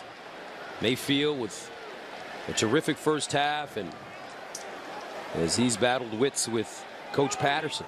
Well, they've done it several times through the years. You know, they faced each other when Baker was at Texas Tech, and then now a couple of times as Baker as the OU quarterback. But now this is a scenario where you've got to take care of the football. The last thing that you can do if you're Oklahoma is turn the football over here inside your own 5-yard line. This is when the offensive line has got to take over. If I'm Baker Mayfield, that's who I'm talking to in the huddle, and right now they've got to create some space and get a run to get them outside of that shadow of their own goalpost. OU has gone 79, 80, 69. Is a punt down inside of the 1-yard line. The previous play is under further review. Tell you what, these replay officials are taking forever to decide to replay these plays. This is one of the big reasons why these games take so long, is these replay officials all over the country are just not efficient with what they want to do. And they've got the DV Sports system. They can rewind all the angles that you're seeing here, and clearly not an angle that you're going to be overturning any calls with nothing right down the line. Terrific play by TCU. They're able to down the ball inside the 1-yard line. Tell that C.D. Lamb was trying, well, I guess I should say debating whether to try to catch that. Took a chance to try to get it into the end zone for a touchback, but that's just a good play from TCU. But again, we've seen this week in and week out now, and this is what is making games painfully long. And this is a replay booth that had no angle to stop this and change anything, but they decided to take forever, then review it, and now everything will stand. The ruling on the field stands. And there you go. First down. Well, Mayfield and the Sooners will have it at the 1-yard line. But OU has gone 79, 80, 69, 75, 87 yards for scores in this game. And they have the ball at their own 1. Yeah, and this is, again, this is the moment for the offensive line, right? And then conversely, the defensive line. And those big defensive tackles win the line of scrimmage and possibly force a safety here. First down at the 1-yard line. Dimitri Flowers in the game. They give it to him. And Flowers knocked backwards. Gets to the line of scrimmage. And first man to him, Traven Howard. Nice job there by the linebackers, defensive tackles. Did not get pushed back, did not allow a hole. Howard with a sure tackle right there inside the 2-yard line. And, you know, with a guy like Lincoln Riley, I always assume to myself, after a run like that that doesn't go anywhere, you think to yourself, boy, they sold out to stop the run. This might be a time where he kind of fakes that and maybe rolls Baker out and tries to get a tight end into the flat. And there he rolls him out. And he finds the fullback, Yules. Jackson Yules picks up 5. Us offensive guys, we don't like beating our head against a brick wall, right? We see them selling out to stop the run. We try to do something off of that. That's exactly what Lincoln Riley was thinking. And he's able to get Mayfield out of the pocket, out of harm's way, get a completion, and now you've at least got a chance in a 3rd and short scenario. 3rd down 4 at the 7. Rodney Anderson back in at running back.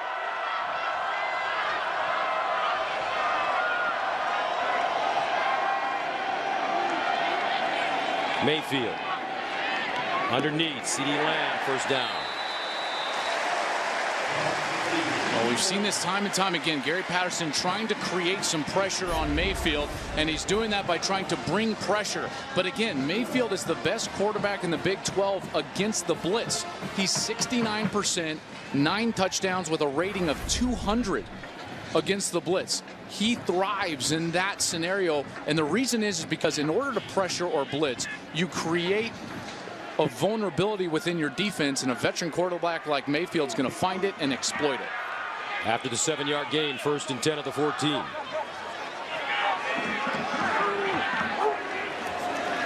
Mayfield giving it to Anderson. He breaks it back and is caught behind the line of scrimmage. Well done, L.J. Collier, the junior from Monday, Texas, along with Corey Bethley. Collier came screaming down from that backside, did a great job in not allowing the cutback. There was a little hole there until Collier came all the way back down from the backside, got Anderson to the ground. 2nd and 10 at the 14.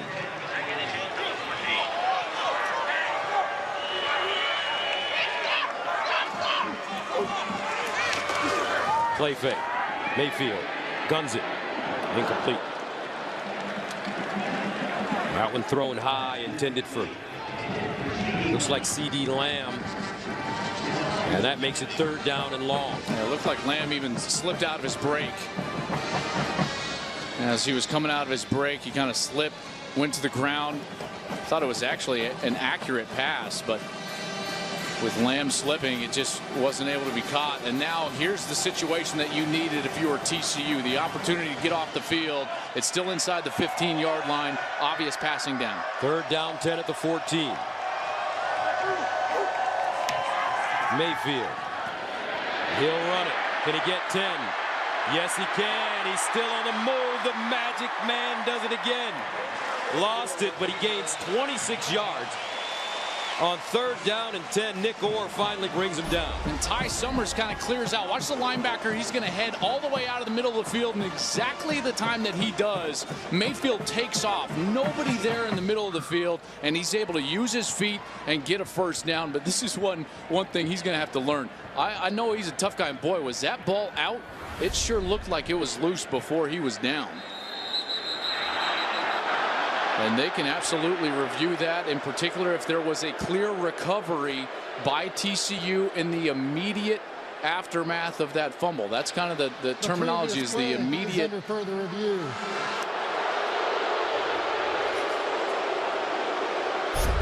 The ruling on the field is a fumble recovered by the offense. Well, they ruled it a fumble, so at that point, yeah, Michael Jones actually recovers it. So I don't understand, partner. What's the point of reviewing it? I have no earthly clue. The 1 yard? I mean, I think the recovery was like, what, a half yard away?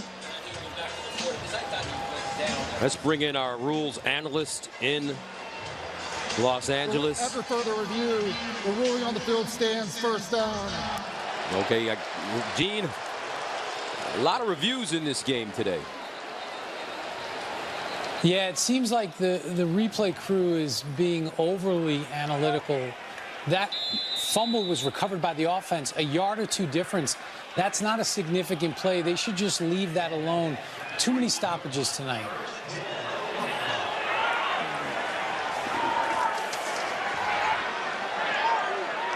First down and 10. 7:16 to go, 3rd quarter at the 41. High snap handle by Mayfield. He decides to run it, slips, and Baker Mayfield goes down at the 45, covered up by Traven Howard. You know, what looked like it could have been a huge storyline in this game early when Mayfield got that right leg rolled up on and he was hobbling around and they were looking at it on the bench. It just has not materialized. He's been fine ever since, run the ball 3 or 4 different times for first downs. And on this drive, extended the play on that 3rd down conversion on a long 3rd and 10. And now you're at the 4-minute and 15-second mark on the series. 2nd down and 7 at the 44. This drive started at the 1-yard line for Oklahoma. And the fake draw. Mayfield runs it again.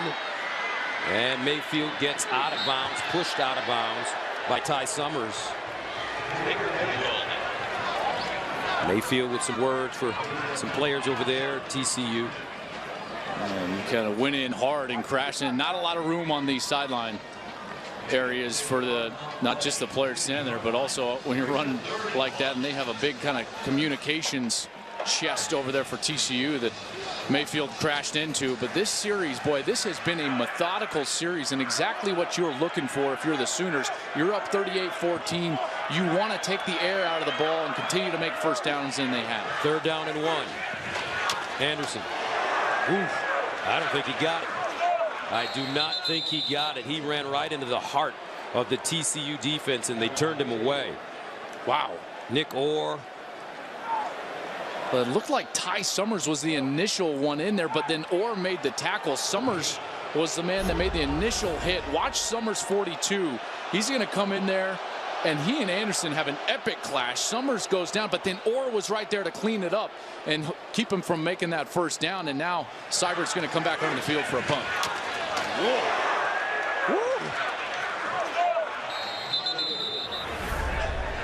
So Seibert will punt it away from the 36. Cavante Turpin would love to get an opportunity to run one back, but he will not. Fair caught at the 10. 5:02 to go, 3rd quarter. Coming up, TCU with the football.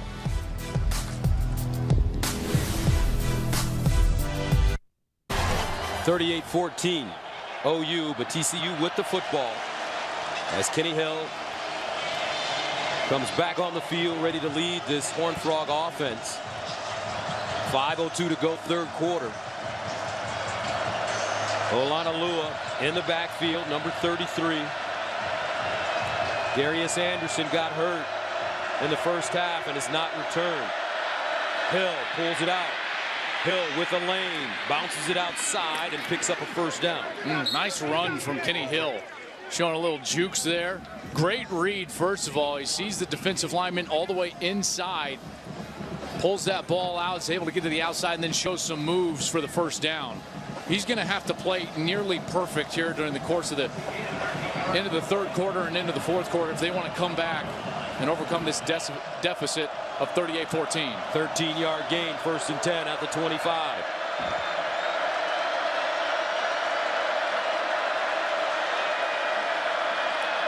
Olanalua running right, slips. Looks like he may have had a hold, but he goes down. The sophomore from Humboldt, Texas. 6'3", great size, 235 and speed. Yeah, I thought he did have a hole there, and he did just slip. And he's the guy that's got that thump to him, like you said, at 235. Shewo Olanalua in there because this stout defense has been very physical up front. They were trying to go with the bigger back. 2nd and 9 at the 26. Turpin crosses, lines up in the slot up top. Hill over the middle and incomplete. Well defended. Trey Brown came out of nowhere and knocked it out of Jalen Austin's hands. I tell you, these young corners for Oklahoma, they are changing this defense because they were not covering a soul for about 3 weeks there. And now they've gone with the young kids, Trey Brown and Trey Norwood, and you see them making plays along with the true freshman Robert Barnes, number 20 at safety. These corners are doing a nice job, unafraid in a big environment to go up there and make some plays. 3rd down and 9 at the 26. Oklahoma showing blitz. Here they come. Hill firing. Hill. Oh, what a grab by Jalen Austin. He waited for it and just plucked it out of the air.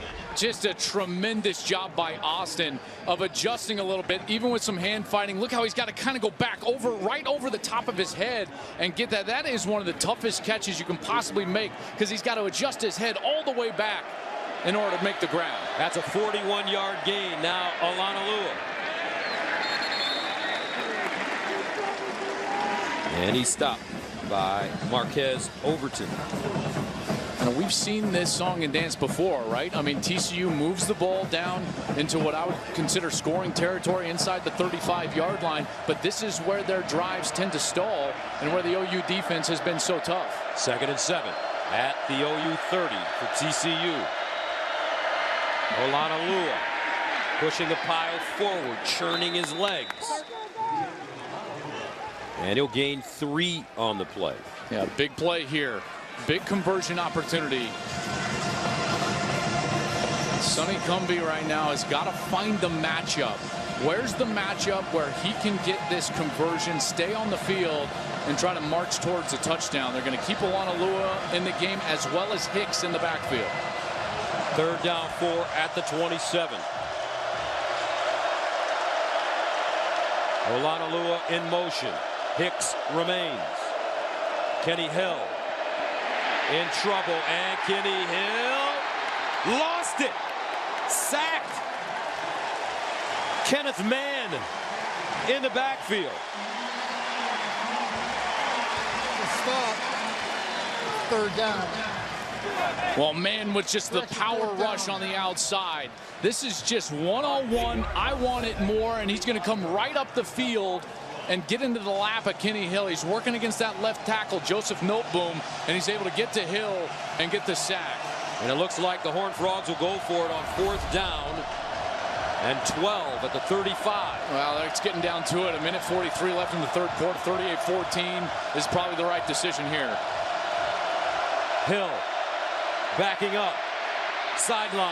Knocked down, incomplete. Will Johnson says, not on my side.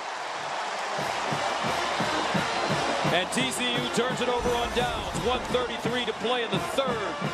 The Oklahoma defense making plays.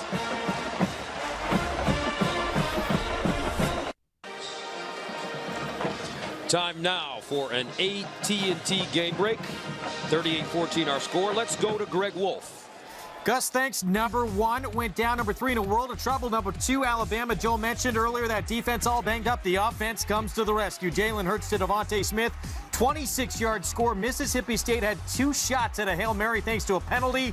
Not answered. The Tide survived 31-24. Gus, Joel, back to you. Well, that's what great teams got to do, right? They got to answer the bell at times. And now you look at the top 4 in the college football playoff rankings, and listen, number 1, they went out. Notre Dame is getting drilled right now in Miami. Clemson, nice win over Florida State. That was close late. Clemson kind of pulled away. Bama survived. So now you're looking at a team like Oklahoma that's going to certainly move up. Miami is going to certainly move up. I wouldn't be shocked if they were in the top 4 after their convincing victory, still being an undefeated team. So a lot of shakeups coming here in college football. On 1st down, Mayfield runs it. And Mayfield gets out of bounds, chased by Traven Howard. A 1-yard gain. This is the dimension of this team and offense that I think is different from some other air raid teams. Lincoln Riley trusts this offensive line and this quarterback and this group of running backs enough where he will get into a methodical tempo. And he won't just go out there, you know, the true air raid, the pure air raid, they just go out and sling it around right now, up 38-14. But right now you're seeing that methodical tempo try to limit the number of possessions TCU can get. On 2nd and 9, Anderson. And Ross Blacklock wrestles him down. When you're in that mentality, it's almost a milk the clock mentality for a quarterback, but really you're just trying to play on a bit of methodical pace.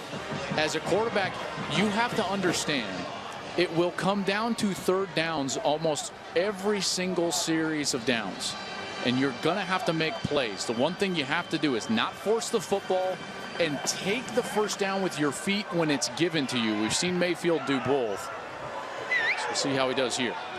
3rd down 4 at the 41. Mayfield over the middle. Anderson with the catch. And a 1st down. Watch out!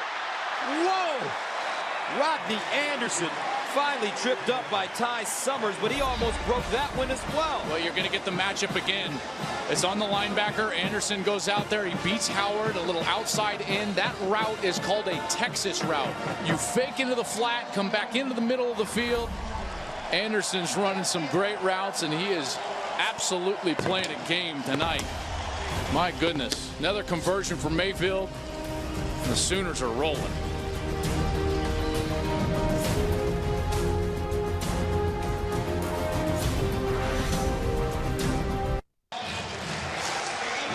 Start of the fourth quarter as we take a look at the scoring by quarters. Big second quarter for Oklahoma, 21 points, 17 in the first.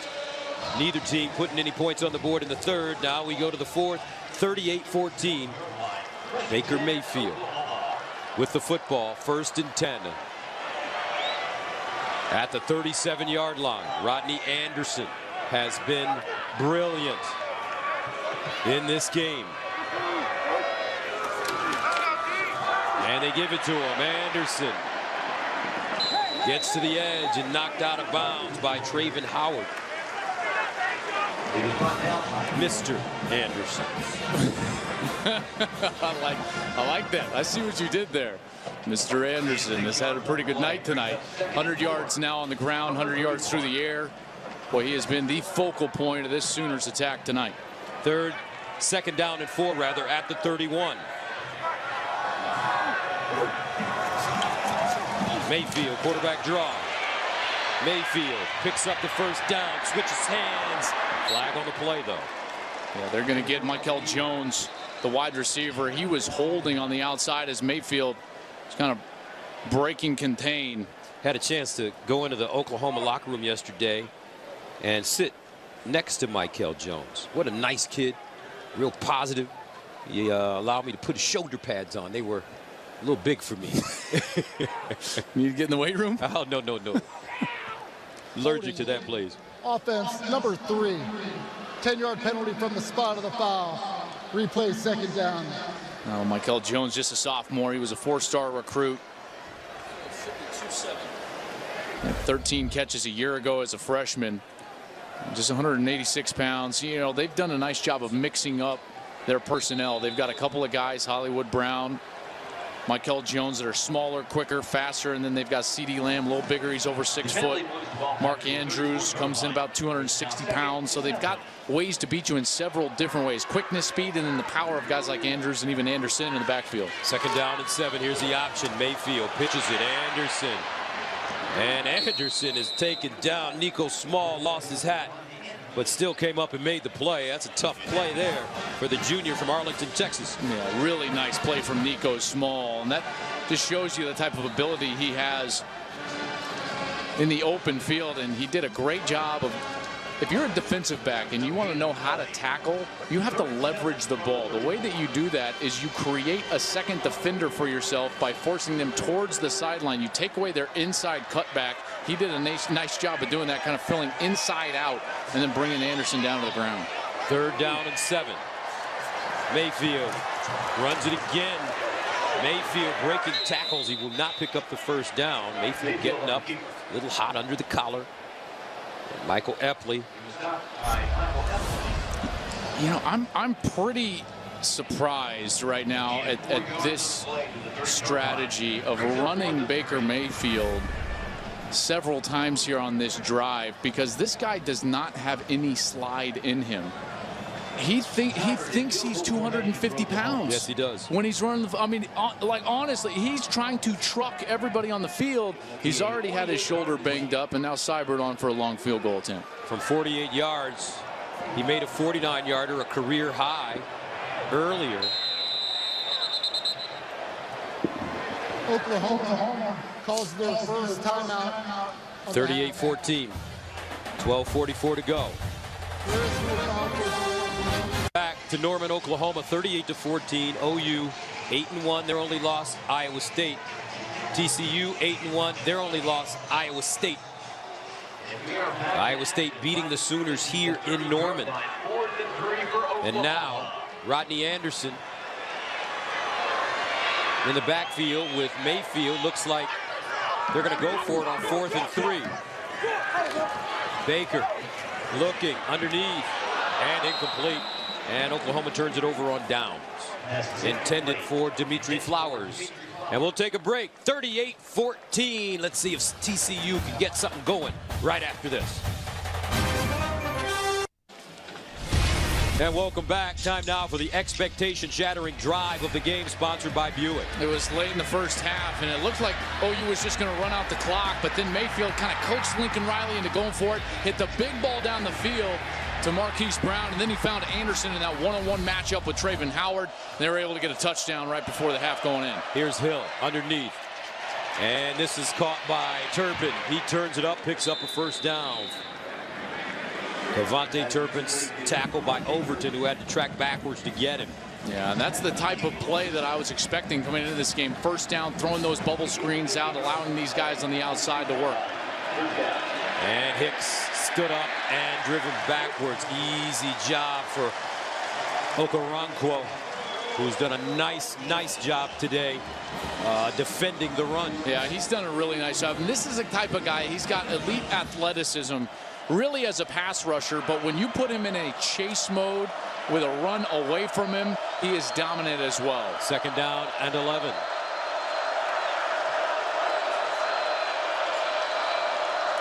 Kenny Hill looking, taking his time, throws on the move, and caught. Diarce, big reception, and he'll get to the Oklahoma 6. Robert Barnes with the saving tackle. That's a 50-yard gain. And they just lost him in coverage. He was running across the field, did a great job finding space, and then Hill kept his eyes down the field. First and goal. They snap it and give it to Kyle Hicks. And that goes to Kyle Hicks. Nice job by that defensive line up front. Another big stop.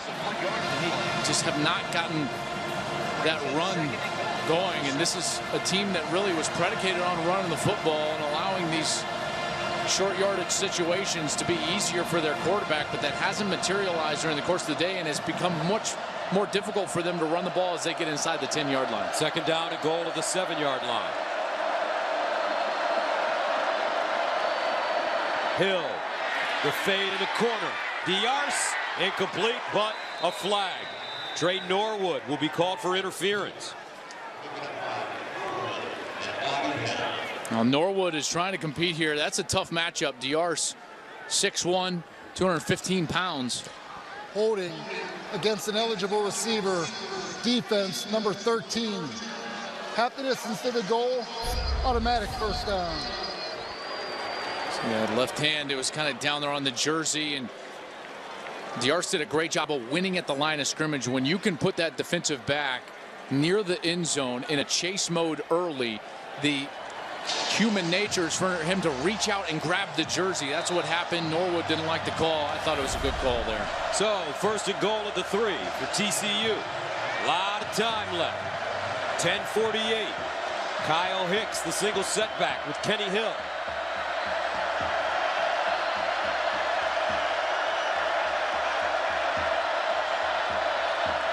Hill, shovel pass, and a touchdown for Kyle Hicks. TCU refusing to go away. 38-20. What they do here is they get this defensive end coming up the field, and then Kenny Hill takes that, and you get the underneath shovel pass. Great job by that left side of the offensive line to get all the way blocked up. The double team, the linebacker gets blocked, and it's an easy touchdown for Hicks. The key there, Hill did a great job of attacking that defensive end, forcing him to make a decision, take the quarterback, and then he pitched it underneath. And the Horned Frogs will go for 2.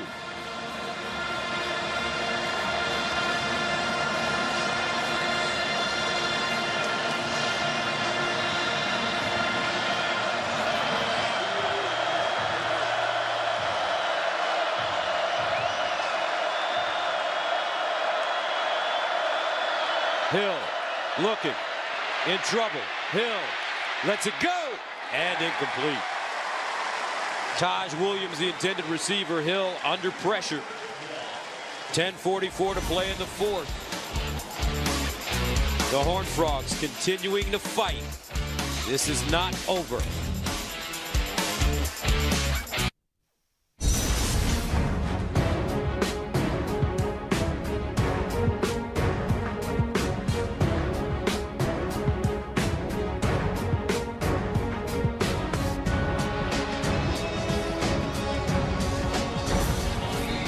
Gaylord family, Oklahoma Memorial Stadium. Welcome back to the Palace on the Prairie. 38-20, TCU scoring. 10:44 to go. And Oklahoma will get a chance to return. Jeff Badette. And Badette knocked out of bounds as he crosses the 15. Let's go to Los Angeles and check in with Greg Wolf. Gus, thanks. You guys mentioned earlier, number 3 Notre Dame getting blown out by 7th-ranked Miami. Here's DJ Dallas, gets to the edge, dives for the end zone, gets in for the 4-yard score, made it 34-0 Canes. Notre Dame finally on the board, but they trail 34-8 fourth quarter. Gus, Joel, back to you. All right, thank you very much. 10:40 to play here in the fourth quarter. Well, I'll be eating that crow on the Miami Hurricanes. There's no doubt about that. Can't get them all right, partner. Yeah, can't get them all right. That First down.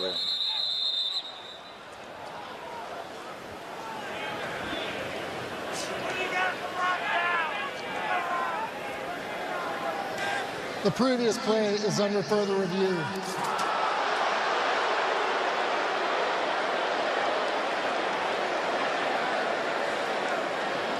Well, when they let us know what they'll be looking at, we'll let you know. Didn't they just kick off? Yeah, you know, the way that play ended, there's a possibility maybe that there was some head-to-head contact, potentially maybe a targeting issue at the end as they were kind of going out of bounds, and yeah, it's tough to tell there.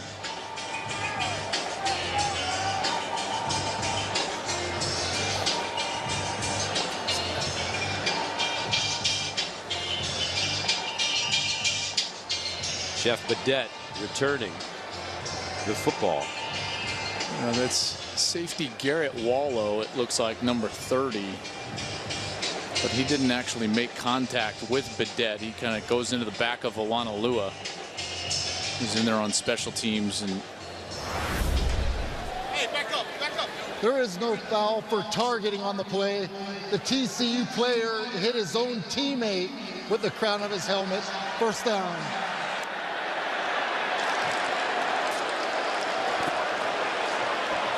Well, this offense, you know, they've been shut down, at least out of the end zone in this second half. They've gained some yardage, but they just haven't had that same rhythm that we saw in the first half. We'll see if they get aggressive here, try to start putting the ball in the air, or if they want to be content with an 18-point lead and try to grind this thing out on the ground. Baker Mayfield, 18 of 26, 333 yards passing. 3 touchdowns as Anderson runs it. Ran into Coach Bob Stoops at halftime, Joel, and he looks great, in shape, positive. So happy to see what's happening with the Sooners. And there he is with his wife Carol, both retired now. Look at how nervous he looks, right? I mean, it's like he's still coaching. That's what I love. I mean, you can tell that he still loves it. He left this program, Gus, in such a good spot, and he should be commended for that. How many times do we see a guy walk away just a little too late? And this one might have been maybe a year or two too early. Mayfield hit as he throws, and it's incomplete. Michael Jones. But here's a question for Coach Stoops. 56 years old. A lot of big-time jobs could be opening.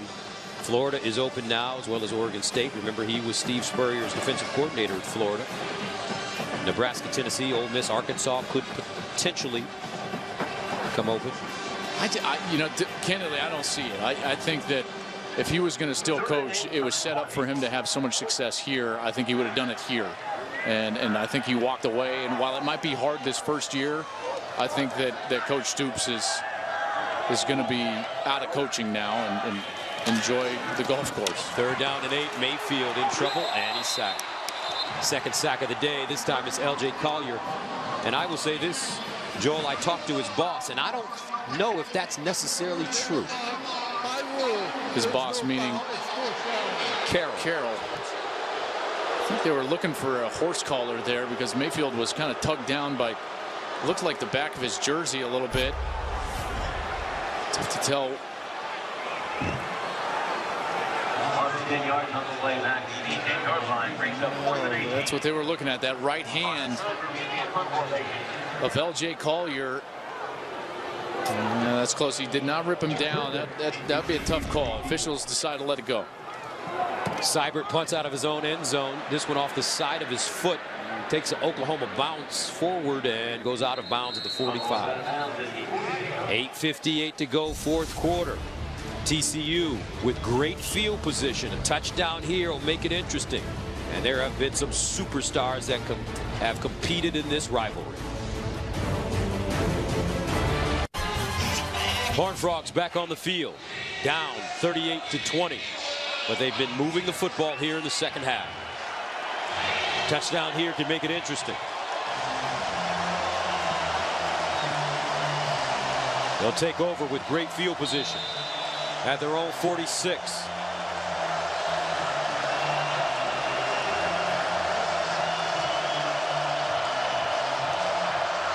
Kenny Hill spreads out of the pocket, sets up, and incomplete. That one overthrown, intended for Kyle Hicks. Good pressure by DJ Ward, getting out into the face of Kenny Hill, made it a much tougher throw. Hill had to adjust the angle of his arm and just unable to get that ball to Hicks. Caleb Kelly was there in coverage, but this defensive line has played really well. I think this is the best game so far that this defensive line has played this year for Oklahoma. In a big moment when they needed them the most, they have shown up and done really well. 2nd and 10. And the handoff to Hicks, and Hicks just can't get even close to the line of scrimmage. That defense coming up big. Devontae Lampkin, we've been calling his name all night. Yeah, and Lampkin does a great job. Here's Lampkin, and he's going to fight through the blocks. He's done great at this nose guard job. Watch him fight through the blocks. He gets off. He forces him off. Tackling. He has been strong. He's been fierce, and then he's made tackles when he's needed to. Lampkin, the perfect size for nose guard. 6'4", 335. 3rd down and 11. Hill. And incomplete. Jalen Austin just couldn't get to it. Ball thrown high. And 4th and long. Yeah, and they're going to have to stay on the field and go for this. And just don't think that they're going to. Well, punt it. I guess they're going to punt it with 8 minutes. 18 points away. This game is gone. I thought that they would keep their quarterback on the field. But boy, Mike Stoops has got to be thrilled with the way his defense has played. Maybe the most complete defense. He's right in the middle there, kind of behind that post in the press box. But this is clearly the most complete game his defense has played all year long. Lamb. Fair caught at the 15. 8:01 to go, fourth quarter. 38-20. Back after this. Well, here are some of the guys that I think are in the race for the Heisman Trophy. Jonathan Taylor, I don't think he gets the love that he probably should for Wisconsin. He was great today, 157 yards. Last night, Bryce Love was terrific, over 160 yards. And then Baker Mayfield, clearly in the lead right now for the Heisman Trophy, has done nothing tonight to diminish that standing. 18 of 27 for 333 yards and 3 touchdowns through the air. And he is on a fast track to a trip to New York and possibly taking down that hardware. 1st down and 10 to the 15. And it's Anderson running, and he gets outside, picks up a 1st down, hits the sideline, cuts it back in, and goes down. At the 40, Nico Small with the tackle, a 26-yard gain. He has shown a little bit of everything. The ability to catch the ball out of the backfield, the vision to find the backside cutback lane, the speed to get outside, and then the power when he needs to run over a player at the 1st down marker and move the chains for his offense. Anderson has done it all tonight. He has been sensational, and the entire game plan, you can tell from Lincoln Riley, was centered around number 24. Not his Heisman quarterback, number 6, or Heisman candidate quarterback Baker Mayfield. Although Mayfield's been great, they wanted to get the ball to Anderson in several different ways, and he has made them look smart doing it. 17 carries, 130 yards, and 2 rushing touchdowns. He has 2 receiving touchdowns as well. As Anderson goes forward. We ran into Baker Mayfield yesterday, folks. We had to do a report, and usually we don't have an opportunity to talk to the players when we get into town, which is normally on a Friday. The Oklahoma coaches cut it off on Tuesday, but we ran into him. We had a chance to chat for a little while, and as we parted ways, Joel said to Baker, "Don't think about that trophy." And Baker kind of looked at you, Joel, and kept walking. Yeah, that look kind of like, I've been thinking about it for 3 years. Exactly. What do you mean, don't stop thinking about it now? 2nd down and 9 at the 42. Anderson And when you talk to Baker Mayfield, you watch him play, the magical things he does on the field, you just get the feeling that it's not in his head, it's in his heart. Yeah. This guy is one of those rare competitors that thrives in the big stage. His teammates love him. I mean, both sides of the ball absolutely love him. Love the swagger that he brings to the table. Love the fact that he challenges the fans to be electric tonight, and they certainly were, in particular in the first half. But he makes so many great throws. He's got great arm talent, and he's certainly rocketing up NFL draft boards during the back half of this season. 3rd down and 8. They run it with Anderson, and Anderson picks up another first down. Stays in bounds, wrestled down by Travin Howard after a 19-yard gain. You know, this is just one of those things where a linebacker gets a little bit outside of his gap, and when that happens, Anderson makes him pay. Watch Ty Summers. He's not blocked, but he gets outside of his gap, and then he can't replace it. He can't get back there. Anderson exploits it, makes him pay, and moves the chains. Anderson, a member of the Omega Psi Phi fraternity. That brand that he has on his left arm is one of the iconic symbols of the Qs. Q Psi Phi. 1st down and 10 at the 39.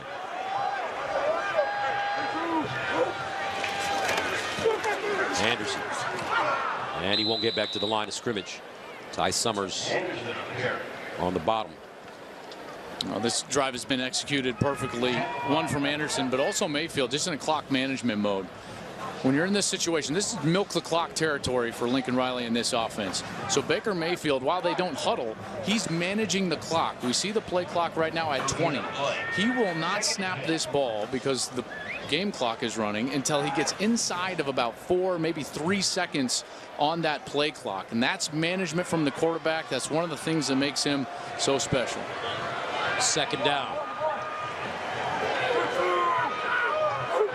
Here's a snap. Anderson. They gain a couple. Anderson. Let's take a look at the road ahead for Oklahoma, sponsored by Coors Light. To the climb ahead and the celebrations to follow. Climb on. Well, you can't take anyone for granted, in particular on the road. I understand that it's just Kansas, but if you go up there and just take care of business, then it creates another really big home matchup against a team in West Virginia that, you know, is uniquely suited to match up well against Oklahoma because they've got Will Greer and that explosive passing game. That's one of the things that Oklahoma has struggled with at times during the course of the season, is teams that can line up and throw the ball with them. So that'll clearly be a great showdown as OU tries to head to Dallas in that Big 12 championship game. 3rd down and 8 at the 37. Anderson hit behind the line of scrimmage, but a flag on the play. It looked like there was kind of a hold right in the middle of that line of scrimmage. Big number 71, Bobby Evans. Holding offense, number 71. The penalty is declined. It's 4th down. Ennis Gaines, number 6, was trying to blitz right up the middle, and Bobby Evans just kind of grabbed him and threw him down to the ground like a wrestling move, and gets the call, and that sets up another 4th down. We've had so many of these at this awkward territory. They're out of field goal range. Don't want to necessarily punt it. I know the clock is dwindling down. I think you punt this away. Try to pin him inside the 10-yard line, and in an 18-point game with 3 minutes left, boy, that is long odds if you're a TCU Horned Frog.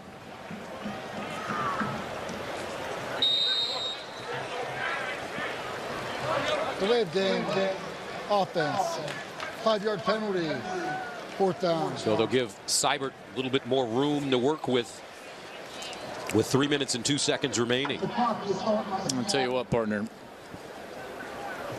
If I was any defense in the country, the last team I'd want to see is Oklahoma. I know they haven't scored in the second half, but they have clearly been in a different mode in this second half. What we saw in that second quarter last week against Oklahoma State, I mean, my goodness, the explosiveness with which they play, it's uncommon. Seibert sends it away, and this one takes a big bounce and is down to the 1-inch line. How about that? All 3 phases of the game. Parnell Motley downing the football. And with 2:55 to go, TCU will start deep in their own territory.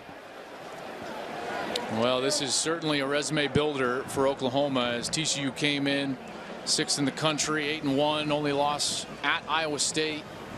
They've been playing some great football, in particular on the defensive side, and that's one of the things that I think is going to be most impressive on Tuesday night to that committee, is the fact that TCU in their last 4 games have been playing such great defense, and for Oklahoma to be dominant in the first half offensively, I think that's going to carry huge weight. And the big question was around this unit on the field, the defense, and they have certainly shown up and played very well. First down, Hill, and incomplete on the far side, intended for Rager. So if Oklahoma is able to hold on and win this game, based on what we're seeing in college football today, with the #1 team in the country falling, Georgia, looks like Notre Dame is going to lose to the #3 team in the country.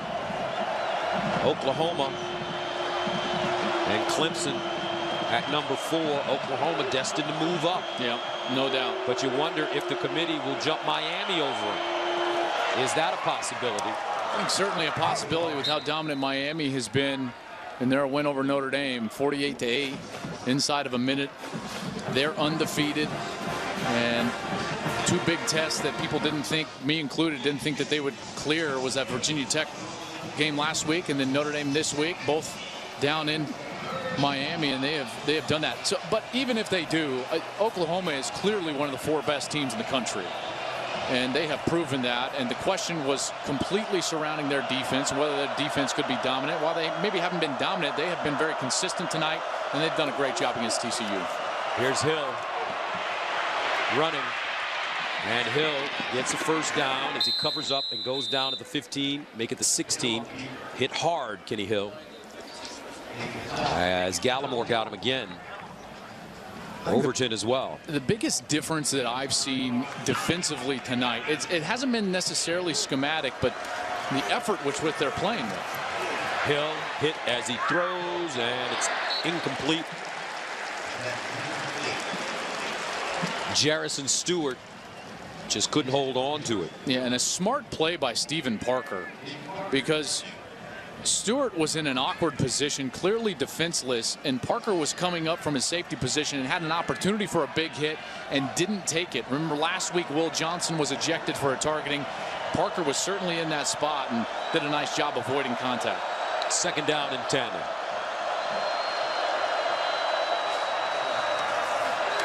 Kenny Hill, and incomplete. White, the intended receiver, that one thrown way high, and that brings up 3rd down and long. So the changes we've seen defensively tonight. The corners, Trey Brown, Trey Norwood, both freshmen. They've come in and played really well for Lincoln Riley and Mike Stoops. Robert Barnes, the safety, a freshman. And then they simplified the scheme a little bit. They got Neville Gallimore back at the defensive tackle position, so they got more stout at the defensive line. That allowed Okoronkwo to play a little bit faster, and then they've been covering people better down the field. That's a recipe for more quality defensive play. 3rd and 10. Kenny Hill steps up, delivers, and this is Alanalua, and he won't go very far, as he's wrapped up again by Devontae Lampkin. Kenneth Murray also in on the play. 4th down and 4. By the way, another freshman right there, Kenneth Murray. Now, he's been a starter since the beginning, all season long. This guy's one of the most talented players out of the freshman class in all of America. He's been a starting middle linebacker for the Sooners all season long. He's done a nice job. Came into the game with 48 tackles, 3 for loss, and he's played a great game tonight and been a key component in Oklahoma being able to hold this rushing game intact for TCU. TCU. And a timeout called by TCU with 58 seconds to go.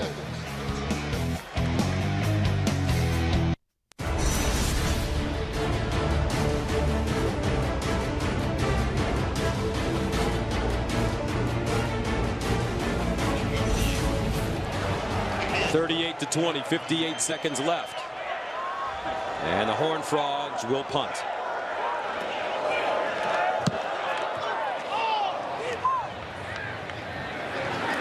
Nobody back for OU, and ball down at the 35-yard line.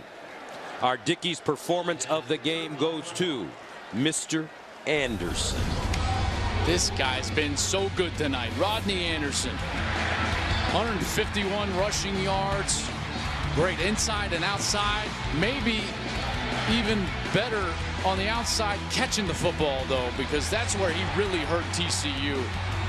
5 catches, 139 yards, 27.8 average for 2 touchdowns. Accounted for 4 touchdowns in the night.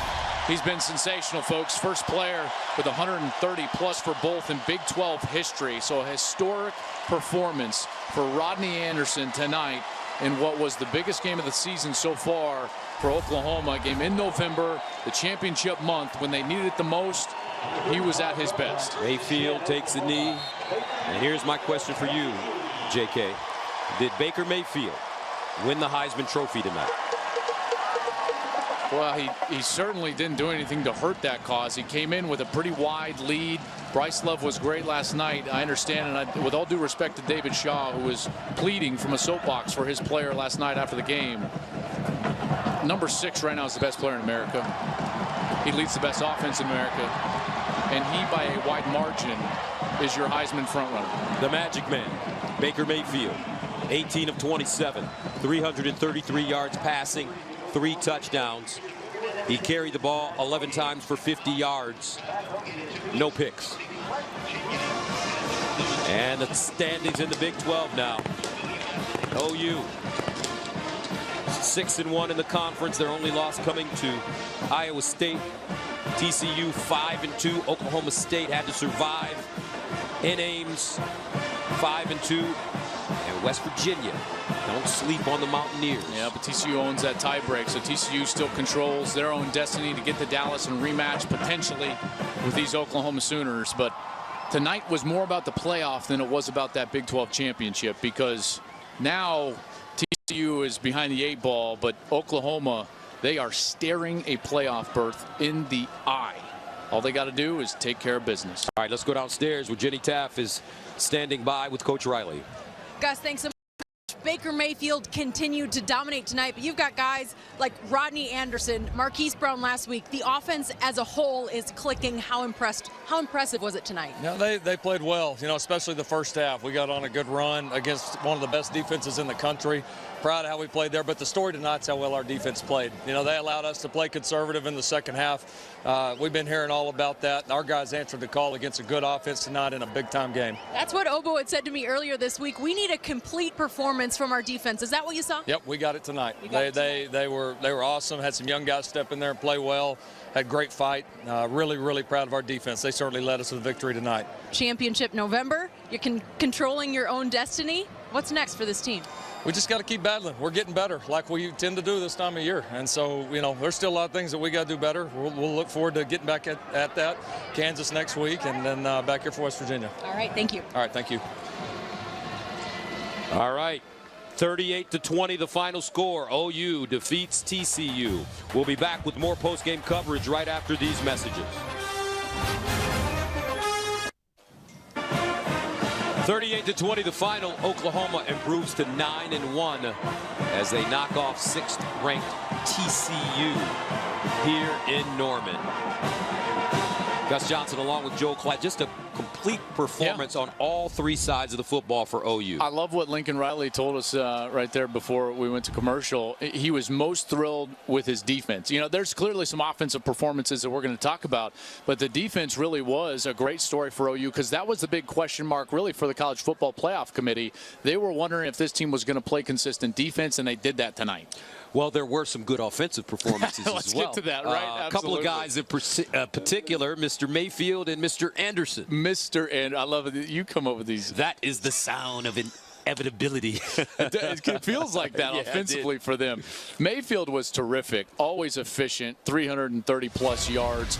This is the type of guy that is, he's kind of like a conductor, and we talked about that with J.T. Barrett earlier in the season, but this guy, he distributes the ball, he executes the game plan, and tonight that game plan was getting the ball to Rodney Anderson. He did that beautifully. When he needed to make a big play down the field, he was able to do that, accurately throwing, beating the defense right there in a one-on-one matchup to Anderson over the middle over Traven Howard, and then The game plan, though, wasn't really about Mayfield. It was about Rodney Anderson. It was about him running the football. It was about getting him in matchups in space in the passing game, and he delivered. I tell you what, for a guy that wasn't really the featured back coming into the season or even in the first month of the season, he has burst onto the stage and just been terrific in the month of October and now going into November. Anderson, 23 carries, 151 yards, 2 touchdowns, 5 catches, 139 yards, and 2 touchdowns. Against the #1 rush defense in the country, folks, right? Those are not just a random 150 yards on the ground. I mean, he did that against TCU, leading the nation coming into tonight. So Anderson with a great game, Baker Mayfield with a great game as well. And moments ago, our Jenny Taft had a chance to catch up with the Magic Man. Baker, all season long, the theme around this team, you want the Big 12 championship, you want to get to the playoff. Well, 2 of the 4 teams in that current playoff standings, they went down tonight. What statement was tonight's performance? It wasn't about anybody else in the country. It was just about us. You know, we had a great challenge in front of us. TCU's a great, great program. We had a great team, and we just came out and we asserted ourselves tonight. We played well. We rose up to the challenge, and so it was all about us. And that's what we keep saying. We control our own destiny, and other things will fall into place. We just got to worry about ourselves. What can you say about the performance from Rodney Anderson tonight? Over 100 yards rushing, over 100 yards receiving, only the 3rd player in school history to do that. Spot back injury. Yeah. What'd you make of his night? Rodney's an incredible player. I mean, he's finally getting his time to shine, and he's getting better each game. And so I'm very proud of him. He's a guy that works really hard, and it's just his results are starting to show, and he's just going to get better and better as the years go on. I got to ask you, you're calm, you're confident in this setting, but on the field, the swagger, what you bring to this, do you expect to be in this position? I do. You know, I think the standards and the tradition around here, it's expected to be right here and where we're at right now. So I think it just comes with the territory. I'm enjoying the moment. Like I said, we control our own destiny. We're having fun with that right now. And the fans showed up. They did. Kudos to them. I mean, they made the difference tonight, and defense showed up as well. We played great. It was a good win. Best of luck. Thank you. Guys. All right.